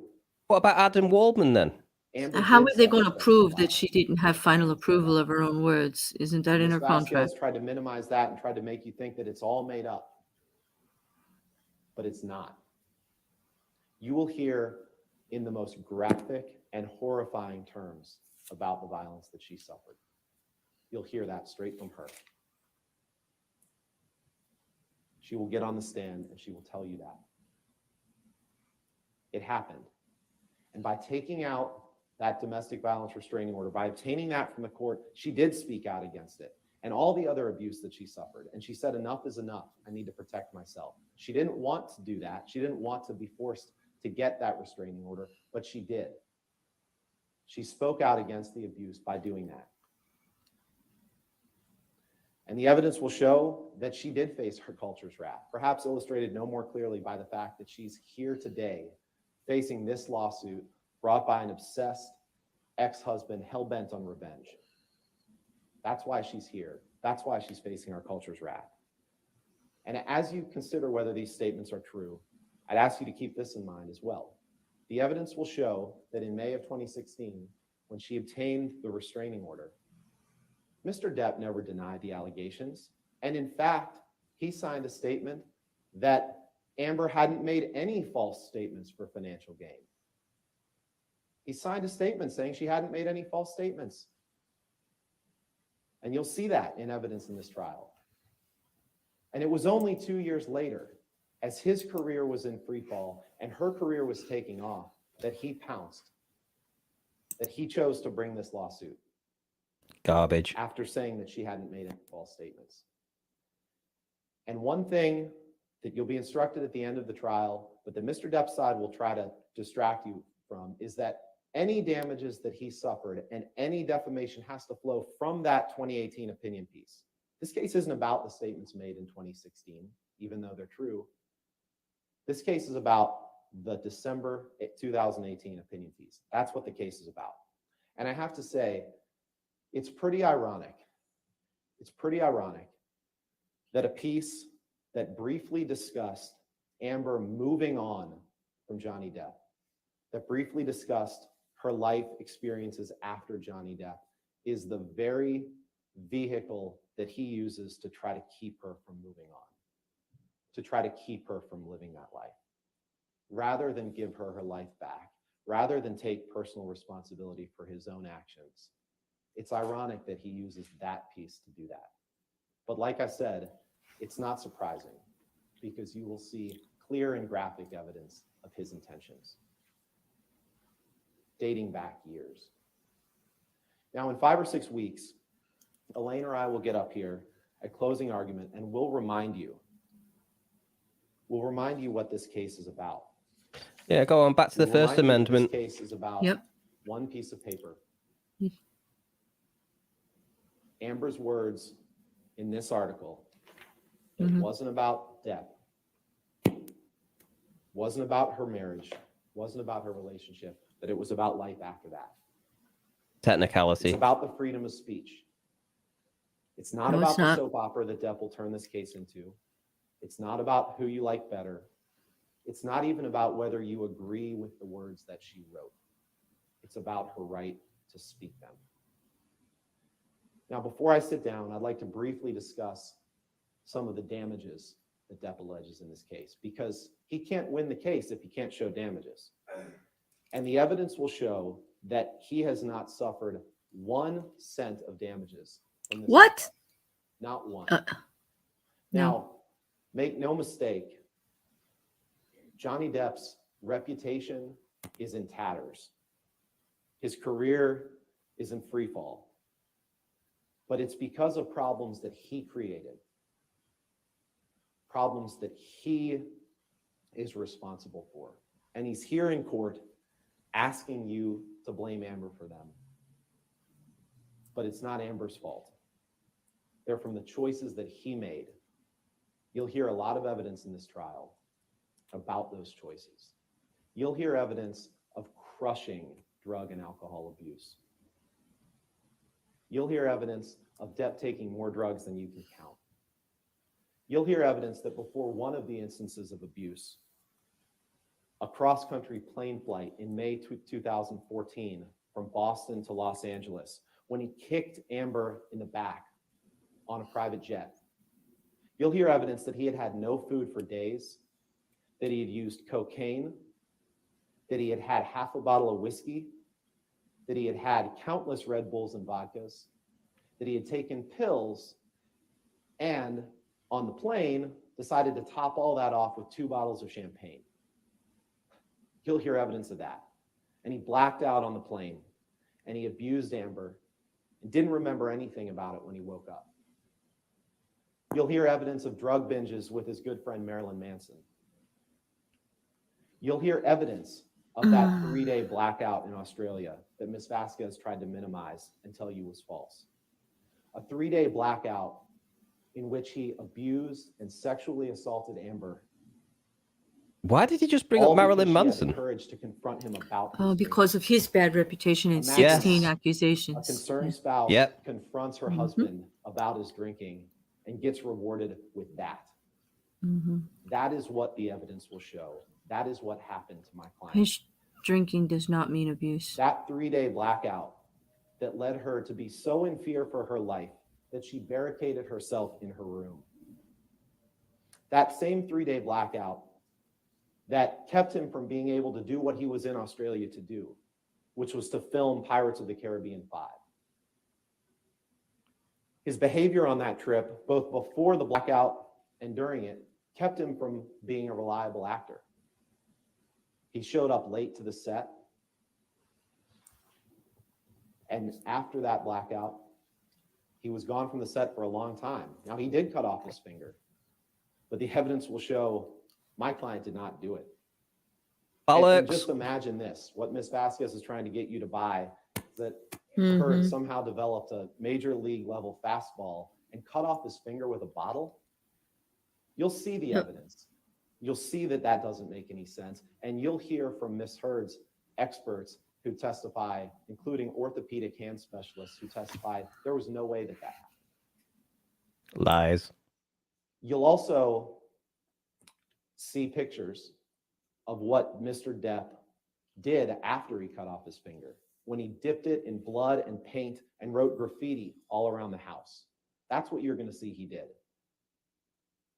And you're going to ask yourself, how can someone that is blacked out, how can they deny that they abused someone? How can they deny what they were told that they did? He has no credibility when he gets up here now in this court and tells you he didn't do this or do that when he was blacked out. So just remember that. Those were problems that he created. You'll hear evidence that the same addictions that led him to abuse Amber also led to the demise of his career as an actor. Like I said, as you saw with Disney, the evidence will show with Disney, he was unreliable as an actor, and those same self-destructive tendencies led to financial distress.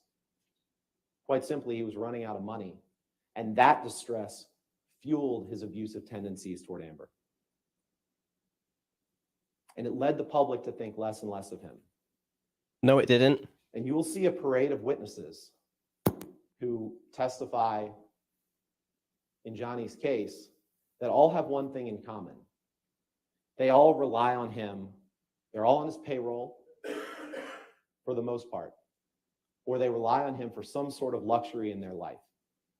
And you'll see that of these witnesses. But he just said he's running out of money. Amber previewed the parade of witnesses when she said in her op-ed, and I'm going to read from it and quote it here. She said, you remember when I said this, imagine a powerful man as a ship, like the Titanic. That ship is a huge enterprise. When it strikes an iceberg, there are a lot of people on board desperate to patch up holes, not because they believe in or even care about the ship, but because their own fates depend on the enterprise. Remember that as Depp's witnesses take the stand, none of whom know what happened behind closed doors between him and Amber, none of whom can testify to that.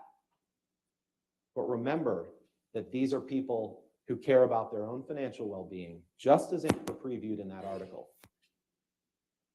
And they know what happens to people who stand up to Depp. They know what happens because they've seen it.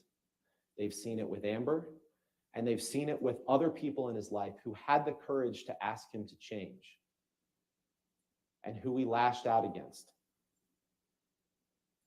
These are people who helped enable the man who describes himself as the monster.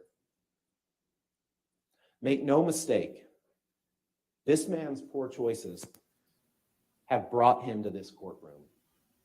His own bad behavior, his own refusal to commit to sobriety, his own violence,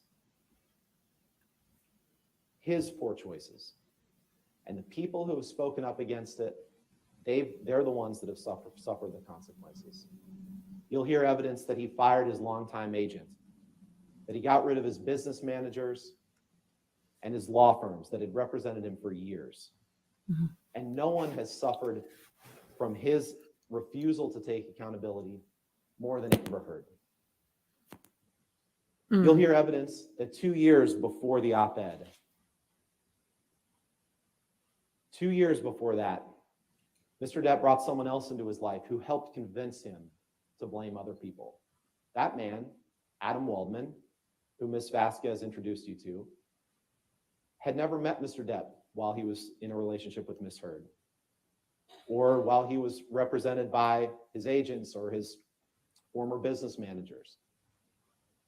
But he convinced him that all these bad things that are happening in his life, he helped convince him of this, were other people's faults. And you'll hear evidence of that. Mm-hmm. Rather than take responsibility for cleaning himself up, Depp chose to blame other people. That's why we're here. And the evidence will show you crystal clearly that the op-ed had nothing to do with damages that he suffered. He's going to try to make it sound like this caused him to lose Pirates of the Caribbean 6, which is a movie that hasn't been made, but that Disney wasn't going to cast him in it because of Amber's article. But there's no evidence of that. The evidence will actually show that months before the op-ed, it was reported that Disney was considering dropping him from Pirate 6. The evidence will show that Disney had a dossier on him that had articles from the press, had other information about Mr. Depp, and they didn't have this article at all in their files. It didn't register with them, just as it didn't register with the public. The public had known since 2016 what Amber had to say about Johnny Depp. This didn't change any of that. The evidence will also show that he said he would not make Pirate 6 even if Disney paid him far more money than he'd ever made on a film. That's what the evidence will show. So any damages that he suffered in his career are not because of this op-ed. And it's time to make Johnny take responsibility, to tell him, Mr. Depp, stop blaming other people for your self-created problems, to take responsibility for your own life. And it's up to you, ladies and gentlemen, to make him do that. It's up to you, because you are uniquely qualified to do that. No one else has the power to do that. Only you, to tell him enough is enough, to stand up for the First Amendment, to stand up for the truth, and Amber's right to speak it. Thank you. What a load of garbage. That was definitely, remember I said they're going to tear at those heartstrings. They're going to try to turn it. There is no evidence presented. They did not outlay evidence case the way Johnny's lawyers did in the opening statement that said what evidence they would be providing. It is all, it is just spinning the narrative. It's believe me because I am the victim. Just believe me. Prove anything. That's what's going on here. Chat. What a load of manipulative deflection dribble. Thank you from Anin Kai Atner. I know that was a long time ago, but It's good to see you all again, and thank you again very much. Ben told you we will be relying on the evidence rather than the hyperbole and the personal attacks, and he was right. The evidence in this case, simply put, is overwhelming and compelling. In the 6 weeks, we're going to try for Johnny, as much She as forgot we altered. possibly Didn't can. she forget altered? There are many, many, many photographs. Now, you heard Ms. Vasquez try to say, lots of photographs, yeah. There are. She's got that wrong. It's not from the original devices.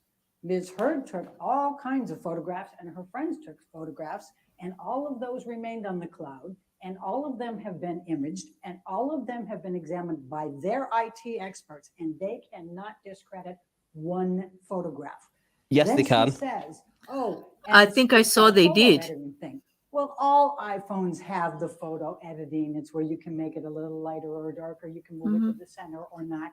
That doesn't discredit the photographs, and we will have an IT expert who will testify. That also all didn't of make these it corrupted.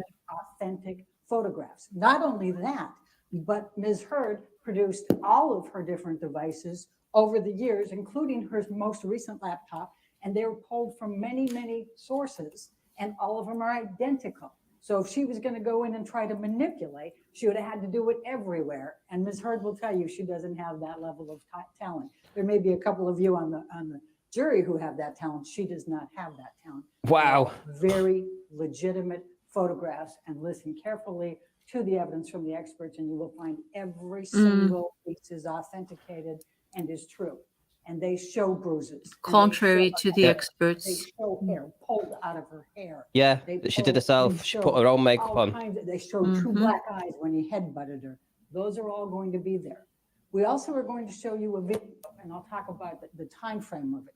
Ms. Heard took that on her iPad, and it was one day when she was in the kitchen with Mr. Depp, and it was February 10th, 2016, and he's on a tear, and he's going around, he's yelling at her and being abusive to her, and he's slamming the kitchen cupboards, and they're glass, and you can hear them rattling, and you can hear them breaking. Then he goes over with a big glass of wine, and he has a huge bottle of wine, and he pours more in there.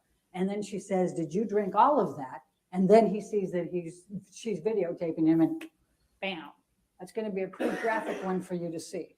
Then you're going to hear audio tapes, which are pretty significant too. Ben told you about the May 2014 Boston plane incident, we call it, where he kicked her, where he was so drunk and he blacked out.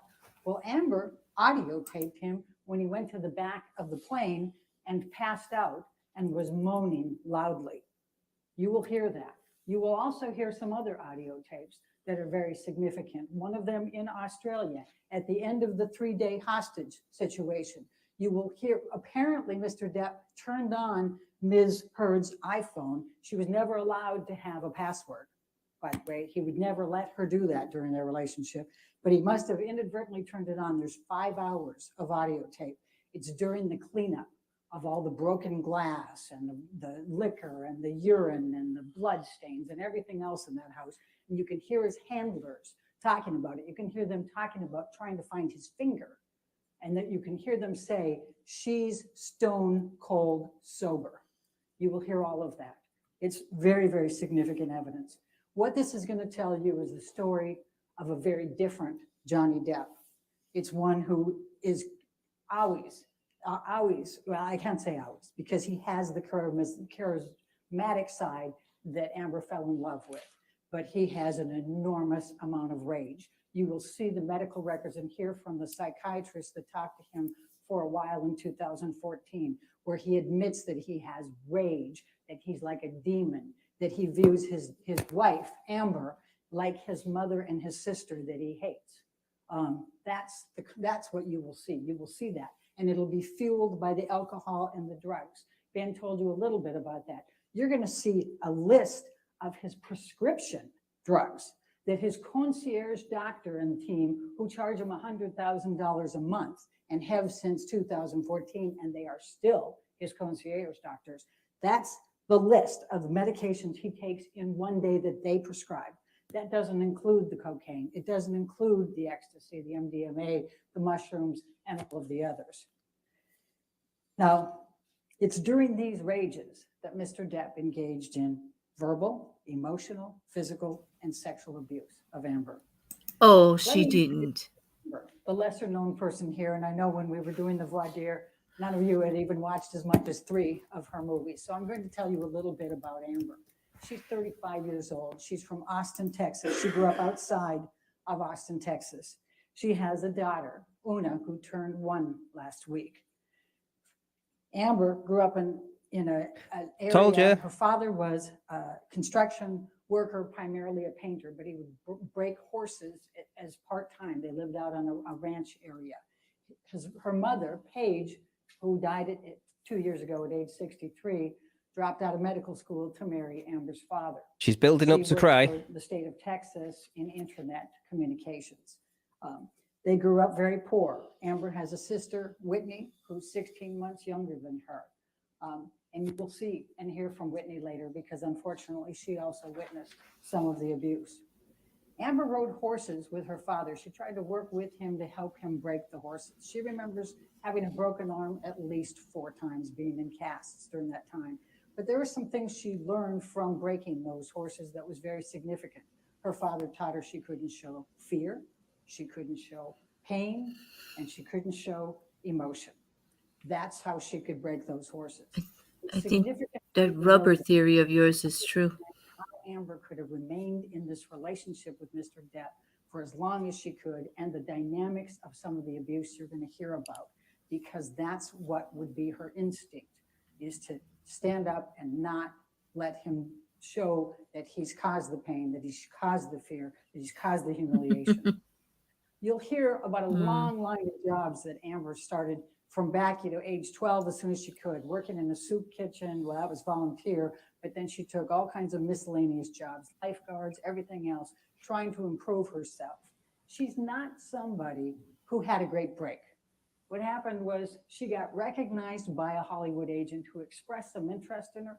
She took her $180 that she'd saved up and she went to LA. That's all she had to her name. The testimony will be she worked all kinds of different jobs when she was in LA, anything that she could get.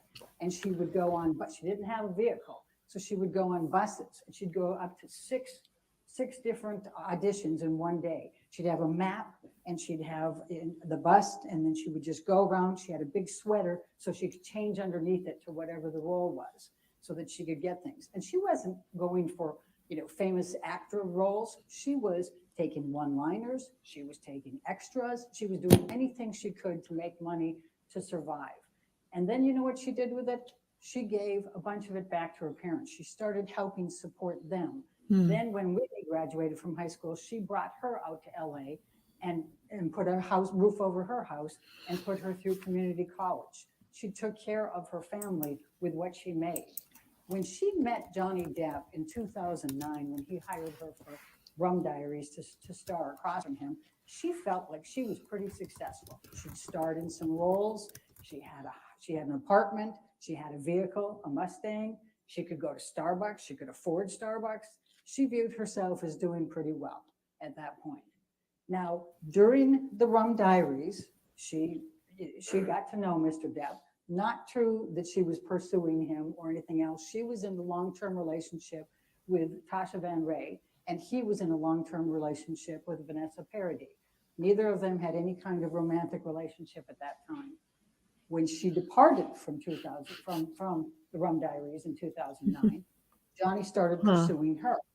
In fact, he sent her a number of gifts. One of them was a guitar, and she returned it. Now, 2 years later, fast forward, that's when the press junket started. And that's when she had to come back and meet with him, and they ran on the press tours. At that point, she had ended the relationship with Tasha Van Rie, and he said he had ended his relationship with Vanessa Paradis. So during the press trips, that's when they started dating, and by both accounts, fell madly in love. She loved the side of Johnny that we see in the movies, the charismatic one, the charming one, the generous one. That's the man she fell in love with. But sadly, the monster came in the way. And that monster would come out when he was drinking and when he would take the drugs.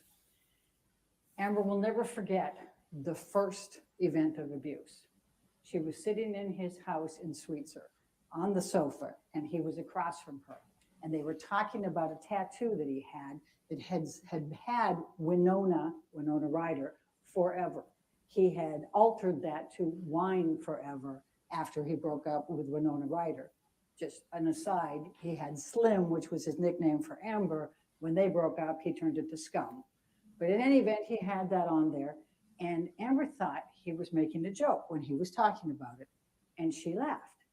And he up and slapped her. Now you see the rings that Mr. Depp has on him hurts when he slaps. And she was stunned. She had no idea what to think. And she kind of laughed, thinking, well, maybe that was a joke. What just happened? And he slapped her again. And then she just froze and just looked. And then he hit her again. And this time it knocked her right off the sofa onto the ground. And she remembers her face was in this dirty, filthy carpet. That's what she remembers and fixated on, the dirty carpet. And she's thinking, oh my God, I have to leave. I have to leave. But I love him. I have to leave. But I love him. And she sat there for the longest time. She laid there for the longest time. Then Johnny came off the sofa, got on his knees, started crying, told her he was very, very sorry that he had done this. It would never happen again. And he said some very significant words. I thought I had put the monster away for good. That's what he said to her that day. Well, Amber ended up leaving that day, and she went out to her car, her Mustang, and she remembers that it was cold, and she sat in the car for the longest time, and she remembers watching her breath because it was cold, and she was thinking, I have to leave him, but I love him. She just kept thinking that. She finally drove away. But Amber made the mistake that millions before her and millions after her have, who are victims of domestic abuse. She chose to stay and try to fix the problem and thinking that she could do that. So she stayed. Now, Amber was also, she grew up in an abusive family. Her father abused her mother, and sometimes she and Whitney. So she had that cycle in there, just as you've heard that Johnny had that cycle in his house. And so what's the normal to them is a little bit more difficult than some of us can understand. You will hear expert witness testimony about the cycles of violence and what happens with these people and how they react and all the dynamics of thinking they can fix them. She thought all the way through she could fix them. If she can just get them sober and clean, then everything was going to be that wonderful side that she fell madly in love with.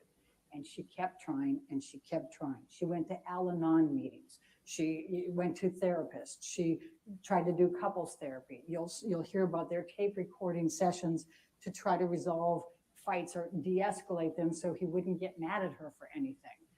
But you'll hear that he gets mad at her for all kinds of things.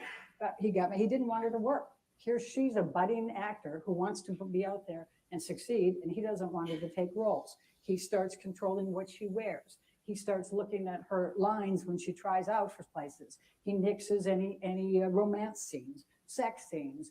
He gets mad and accuses her of sleeping with every single one of her co-stars. It became a cycle of that, a control as well, emotional abuse as you go. But what's also significant in that is the property damage. And that's a hard one for Mr. Depp to be able to escape when he's claiming that he's such a docile thing and that it's all Ms. Heard. You're going to see pictures. He writes on mirrors, horrible things to her, writes on lampshades, on clothing, on countertops. In Australia, when you heard Ben talk about Australia, he wrote the third day as Amber comes out after she's barricaded herself and gone through a lot, and I'll back up on that in a minute. She comes out, he's got mashed potatoes spread across the top.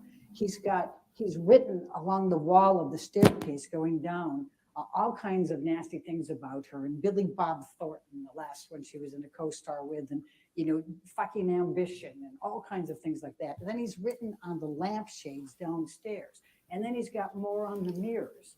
And then on top of it, you've got all the broken glass everywhere, and you've got the liquor everywhere, and it's just, and then he's tried to urinate messages to her. That's the Johnny Depp. That's the other side. Now you're going to hear that Amber tried to protect him all the way through. She didn't want the public to know this. She didn't want his kids to know this. And so she didn't tell people about it. So let's go back. The first event that I told you about was 2011. And how do we know that it was in 2011? Why is she still bringing events up? Because Amber It's not the trial yet, you dickhead. It's opening statements. Right. Johnny Depp didn't do this. What's she going on about? Yes, the jury. The jury. Turn them quick. This the first time that Amber tells her that Johnny hit her. And it goes through into 2012, 2013, 2014. And well, she married him in 2015. Why would she do that? This is a cycle of violence. This is a cycle of abuse. You can't enable him. You need to stand up for yourself. Amber will testify about how Johnny would get so drunk and so drugged out that he would vomit all over himself and worse, lose control of his bowels. She would clean him up. And you'll see Bonnie Jacobs in these notes saying, don't do that. You're enabling him. Don't do it. Leave him there. But what would happen was his handlers would then take care of him if she left him. So that's the story you're going to hear on that. Let me just tell you about a few of the events. And I'm going to start in Australia. That's the 3-day hostage. She gets there. Now, you will hear Mr. Depp testify under oath that for 15 to 18 months before the March 2015 Australia event, when he's there filming, that he's been sober, clean and sober. Then you'll see all the text messages for the last 18 months. I'm sorry, but Johnny Depp didn't do any of this. That she's just getting stories in now. It's all hearsay stories from the start. That's all it is. It's just hearsay stories with no evidence for this. But she's just trying to get into the minds of the frigging juries. I hate this woman already. And you don't need to evidence an opening statement. That's the problem. It's just in which he's scoring drugs, in which you'll hear testimony from people in which he's gotten drunk and taken all kinds of different drugs. The whole time he doesn't get clean and sober, but he claims that he was clean and sober. That she came there. This is a month after they just got married. She flew in from filming The Danish Girls. She's there, and he claims that he was just sitting there calmly, and she was haranguing him. So he took a shot glass of vodka, and when he did that, she got mad, took the bottle of vodka, was 8 to 10 feet, about where I am from you, and hurled it at him, and it happened to just take off the bottom part of his finger. Oh, and let's make the injury minor. Burned a hole in his cheek. The testimony is going to be that he self-mutilated on a number of occasions and burned himself in the cheek and also cut himself. But Amber never did that. And you're going to hear from the experts testifying about this finger injury and how fantastic this version is. But the other part of it was he was with Marilyn Manson for the week before, scoring on cocaine. You'll see text messages of him getting it from his handlers, the cocaine and the liquor. And you'll hear so much before that. But Amber gets there, and instead what he does is he takes 8 to 10 tablets of ecstasy almost immediately. And the next 3 days are just a cycle of very, very, very violent activity by him. Amber keeps trying to calm him down. She tries to get him to eat. She tries to get him to sleep. She tries to do these things. And he would just, he was, at times delusional, paranoid. He would be, mad at somebody else. Then he'd be mad at her. And by the way, we'll talk about the prenup, but he called her lawyer, who she had because she wanted to give him a prenup, and then they got married too quickly, so she was going to give him a postnup. He called the lawyer from Australia, called her a bitch, and fired her. You'll hear the testimony from the lawyer on that. That's the type of Johnny Depp that was there. And he didn't want the postnup. He didn't want the prenup. But now they're going to tell you that it was her that was mad. You're going to hear she had a lawyer and she was cooperating completely on that. So as you go through those 3 days of Australia, some pretty horrendous things happen to her. He rips off her nightgown. He has her jammed up against a bar. He has hurled bottles and bottles at her. He has dragged her across the floor on the broken bottles and the liquor. He has punched her. He has kicked her. He tells her he's going to fucking kill her. He fucking hates her. He's pounding at her, pounding her. And then he penetrates her with a liquor bottle. That's the Johnny Depp that you're going to hear about in this case. Now, after that, Amber goes to the airport, and what does she do? She buys a book by a psychiatrist who's talking about couples therapy. She's already trying to figure out a way to fix it again, fix this marriage that's only a month old, and her husband has just done these horrible things to her. Now they go back to LA. He's got to get his finger fixed, so he has to stop filming Pirates 5. They get there, and there's another fight in just 2 weeks from there. He's still using at this point. He's still drunk. But Amber finds on a TV screen, his monitor, she finds pictures of another woman, naked pictures of a woman, and text messages which show that he's clearly having an affair. She gets extremely mad. Amber can be jealous too. She can get angry.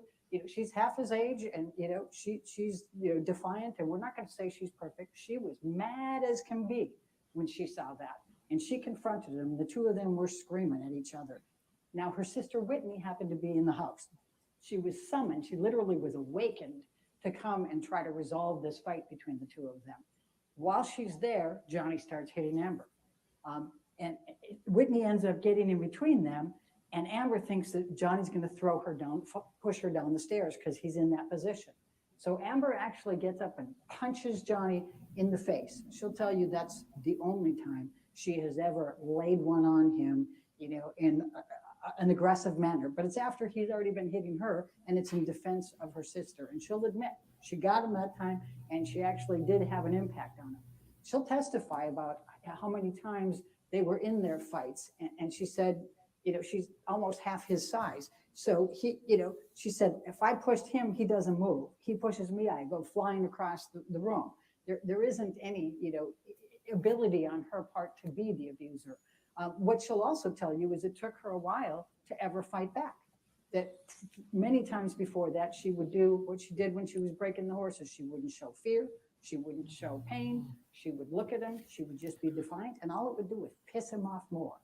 She'll tell you that she tried everything. She tried everything. Ridiculous. From trying to be nice, trying to get away from him. She would throw things in his way to get him from running after her. She would try to, flail back. She would use her hands and legs, and she would go and try to fight him. She'd run into a room and try to barricade and push his hands and everything out of there. She'd try all those things, but she couldn't figure out what could get him to calm down. Mm-hmm. I'm going to fast forward now to the next one, and that is I'm going to jump you up to after the stair incident, and Johnny had to get surgery on his finger. That's the longest period of time he stayed sober. It was almost 3 months. you're going to hear that he has never been through rehab, even though he has been a lifelong drug addict and alcoholic. Never has he gone through a rehab plan. Instead, there's twice that he went to some New York hospital and did a cleansing. One time it was for 3 days, and one time it was for 5 days, and that's it. He's never made any effort whatsoever to get sober or stop the drugs. But this particular time he did for almost 3 months. And you'll see the text messages. We're going to take you through this whole story and all the text messages and all the emails and all the testimony that you're going to get. So fast forward to December 2015. That was one of the worst. Australia was pretty bad, but this one was even worse. In this particular occasion, he gets angry for some reason, and he starts dragging her by her hair through the apartment, kicking her, punching her, tearing her hair out. At one point, she gets up and looks at him, and he headbutts her, and she gets 2 black eyes from it. Then he goes and drags her up the stairs, puts her on the bed, puts his foot and knee in the back of her, and he continues to punch her, telling her he's fucking hating her and he's fucking going to kill her.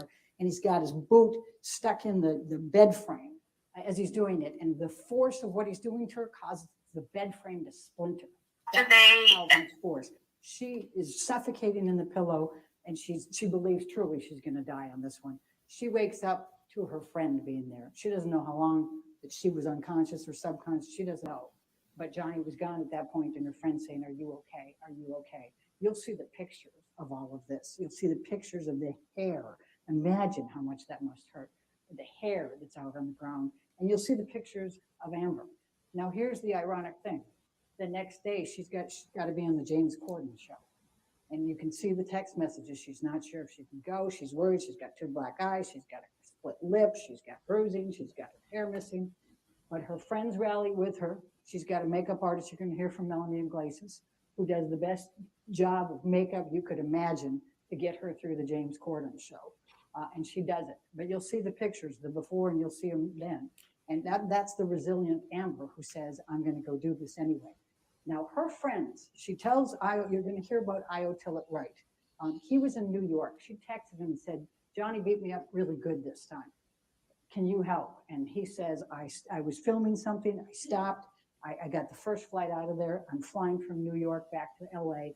I see her on the James Corden show. I can see the swelling because I know her well. I can see the swelling. And then he said, somebody touched her and she flinched on the show. He said, "That's not like Amber." He got there. They hadn't cleaned up all the mess. He sees the hair. He sees the splintered. He sees all of the other things. And he is so upset. He was a good friend of Johnny's as well. He'll testify about all of his friendship with Johnny. But he put his foot down on that one and said, "You need to have consequences. You cannot do this to Amber anymore. I am not your friend anymore." Now, there were several people that were supposed to go to Johnny's Island, Bahamas Island, in December for Christmas. He was going to bring his 2 kids. He'd invited Amber's parents, who loved. Listen, in many ways, as much as I'm hating this woman, we are getting to find out what their tactics are here, and we're definitely going to know. So they're actually giving quite a lot of information away to Johnny Depp's team about where they're going to go with this, so that they can counter it. And she's not really doing Amber a service here. She is turning the journey into abuse statements, though. She is really trying to say that Amber is the victim here. Absolutely. Yep. She's and this lawyer is terrible. I mean, I have to say, compared to the others. But Johnny Depp's team were very succinct, very on point, didn't reveal too much. They're laying it all on the line. They're laying it all on the line and just saying, this is all our evidence and what we're going to talk about. And Johnny Depp's team's just like, "Thank you very much for all of this. Keep talking, woman. Keep talking." Yeah, heartstrings. But the first lawyer, it was all about the anti-slap, which is a stronger point than the heartstrings. This might not go in the way they think it will. Right, let's listen to what else this. Gosh, she's rambling. I've got written down so much about how bad she is, but anyway, let's listen. Johnny, and unfortunately, her father used to drink and do drugs with Johnny a lot. And he was also going to take Rocky, her friend who lived next door in a penthouse, and her fiance, and Rocky's parents. Imagine being able to go to a Bahamas island for Christmas. What a cool thing to do. But they all were so upset what he did to Amber on December 15. They said, "No, we're not going. We're not gonna condone this. We're not going."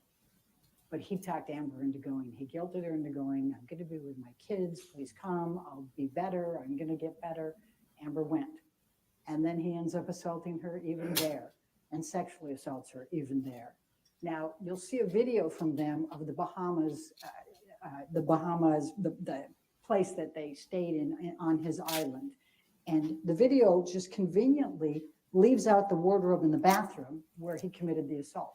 He just goes around and makes it look like it's a one room and his kids were there and there's no way they could have done that. But you'll hear the testimony and you'll see the pictures. Then from then on, things really were bad for Amber, and she was really considering leaving him at this point. And she was talking to her friends and confiding. You'll see the medical records. So I just need to intercept one more time because somebody said something really interesting then. But isn't it all about the First Amendment? That's what her original attorney said. It's all about that. Nothing else matters. So why are they documenting all this? I don't get it. I don't get it either. It's They all must about know the that they're. If it's all about the First Amendment and they know that it's all about the First Amendment, why are they going like this? Because they know that they can't win the First Amendment argument. That's why she's been on the standing up now for 45 damn minutes waffling on. Right, let's listen to what else she's got to say. And in February 2016, I told you you'll see that video. That same night before the video, he called Io, Till It Right, and left him a voicemail message that he said was just absolutely delusional. It was crazy. He was pretending like he was the property management. It was just an insane call. And then the next day we have the picture of the video. Then we get to April 30th, or April 21st, 2016, Amber's 30th birthday party. She was going to turn 30 the next day. Pretty big event. Her friends had a tape that they put together of everybody giving her tributes. Johnny doesn't participate. They have a dinner and a party for her that night. Johnny says, I have a business meeting at 7 p.m. I'll be there after that. What kind of business meeting do you need to have at 7 p.m. when your wife turns 30? But that's Johnny, right? And he can't say that it was an important financial one because he'd fired his financial manager the month before when, as you heard from Ben, it was blaming him for all his financial problems. So he's the problem. So he shows up late, drunk, drugs, and after everybody, and he's even drinking while he's there, and he's telling the other friends, and you'll hear from one of them that he's saying, hide the bottle from Amber, hide the bottle from Amber. When they all leave, she expresses her disappointment. He gets mad and assaults her again, including sexually assaults her. Then he goes away and he doesn't come back for a month.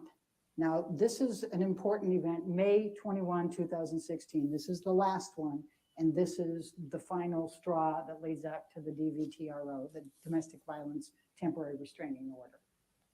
So he says he's coming over to get some clothes. He's going to go out on tour. She says, okay.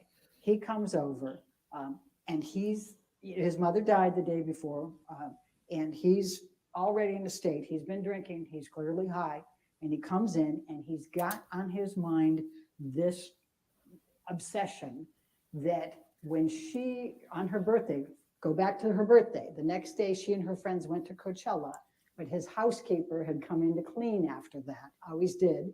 And the housekeeper had found some feces on the bed and had been upset about it and taken a picture and sent it to him.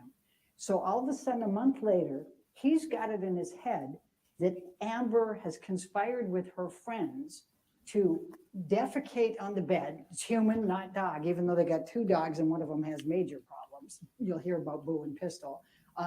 And somehow Amber was doing this so he would get back there and find it, even though he had no intention of coming back, and even though the housekeeper was there.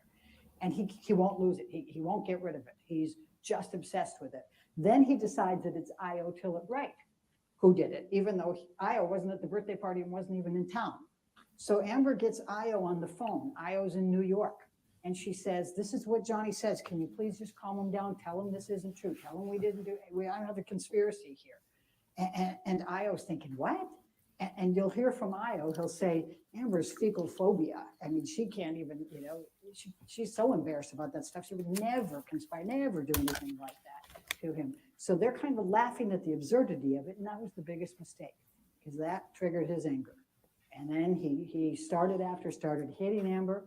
He grabbed the cell phone from her, wound it up and bashed it into her face. And you will see the pictures, you will see the bruise there, and you'll see the form of it there.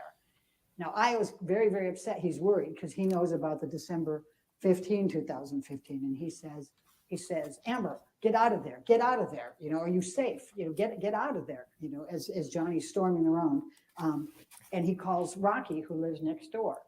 And then he calls 911. And it's not clear, you know, whether Amber said call 911 or he said call 911, but he calls 911. But he's in New York and he's genuinely concerned for her safety. So he calls 911 there, and he calls a friend in LA and says, please call 911 and just tell them this. So they get somebody there so we can get somebody fast. I don't know what's going on. So the police are called twice, essentially. And now here's what happens next. Johnny goes around and he trashes the apartment before he leaves. He loves to do that. You're going to hear about his penchant for that. Does it a lot. And you'll see a picture of him in the elevator afterwards, leaving with his bodyguards. And he's a little agitated there. And the police are called. You will see pictures of Amber with metadata on them, both before, during, and after the police officers are there. But what happens is Amber calls her attorney, the one that she had consulted after the December 15 event. And the attorney says, if you press charges, they'll arrest him. And Amber says, I can't have that happen. I don't want his kids to know about this. I don't want the public to know. I can't have that happen. So when the police show up, she refuses to cooperate. She says, on the advice of my attorney, I'm not going to cooperate. But her friend, Rocky, whose fiance was there, Josh, at this point, he takes them around and shows one of the police officers all the property damage around the house as well. And the police officers say to him, look, she's got the red mark on there. You know, if you just give us the name, we'll go get him. And he says, I can't. She won't let me. So they leave. Now, here's what happens and creates all of the lies, noise lies you're going to have to deal with. So the police officers don't make an incident report. They don't take a report. They don't document the property damage. They don't document the facial damage. Instead, they go out and they write on their CAD, that's their little system in there, they write verbal dispute only, victim uncooperative. That's their language for, we don't have to write a report. You'll see that the police officers have another one later that night, and they put verbal dispute only. That's their magic language. Now, that's notwithstanding that you will see these pictures, but Amber wasn't cooperating with them, and they were quite convinced she wasn't going to. So as many domestic violence, calls that they take, they're not going to, this is one that they figure it's gone. Now, the other police officers come 2 hours later. They've cleaned up the place at this point. They don't know that these police officers are arriving, but when they do arrive there, they try to discourage them even from coming in. Josh answers the door, says, no, the other police officers were already here. And he says, and they say, no, but we just have to see her. And they have body cams, by the way, so you'll see the body cam footage of this. So they go through and they do that. And one of the significant things is you'll see on the CAD that the two police officer sets are communicating with each other. And the first set says, I don't think she's going to change her mind. And they know who the officers were the first time because they say officer signs. You'll hear this and you'll see it in that body cam footage. So they go through, Amber says, no, everything's fine. You can see on there, and they leave. Now, the reason this is so significant is what they have done with this in creating, and that's part of the counterclaim. And what their version of the reality is that Amber calls the cops, then they don't see any injury, so they mess up the place, splash a little wine, and then call another set of cops. Does that sound like the situation here? No. And it's really important to look at the evidence and think about this. You'll hear from many, actually, I don't know how many of the police officers we'll put on, but we have, between 4 and 6 LAPD police officers and experts who will say those police officers, even when she declined to cooperate, should have taken a report. They should have documented it. That was police policy. So when faced with this big public, DVRO and all of the publicity later, now they go back to the police officers and say, hey, wait a second, you didn't take a report. You said it was a verbal dispute only. They're stuck. If all of that was true and they admitted it was true, then they violated policy by not doing a report because they were supposed to take a report. So the police officers chose the other and said, no, there was no evidence. but you're going to watch it. You're going to see it in real time. You're going to see it on metadata. So Amber goes to get the domestic violence TRO. You're going to see the letter that her lawyer wrote to Johnny Depp's lawyer that week, telling them that that's what she was going to do if, but giving them opportunity here to be able to resolve it, to get a mediator, just make sure that she's safe, that she can stay in the residence until they figure things out, that she can drive her vehicle until they figure it out, some attorney's fees, whatever. You're going to see the letter. And so they knew, and it says right in there, she's going to go in on Friday. They chose not to go. They keep saying ex parte, but they chose not to appear, and they knew she was going to appear. Well, Amber didn't call TMZ, but somebody called TMZ to take all those photos that day. Now, you also heard them say that all kinds of people saw Amber that week, and she didn't have any bruises on her face. Well, let me show you this. This is what Amber carried in her purse for the entire relationship with Johnny Depp.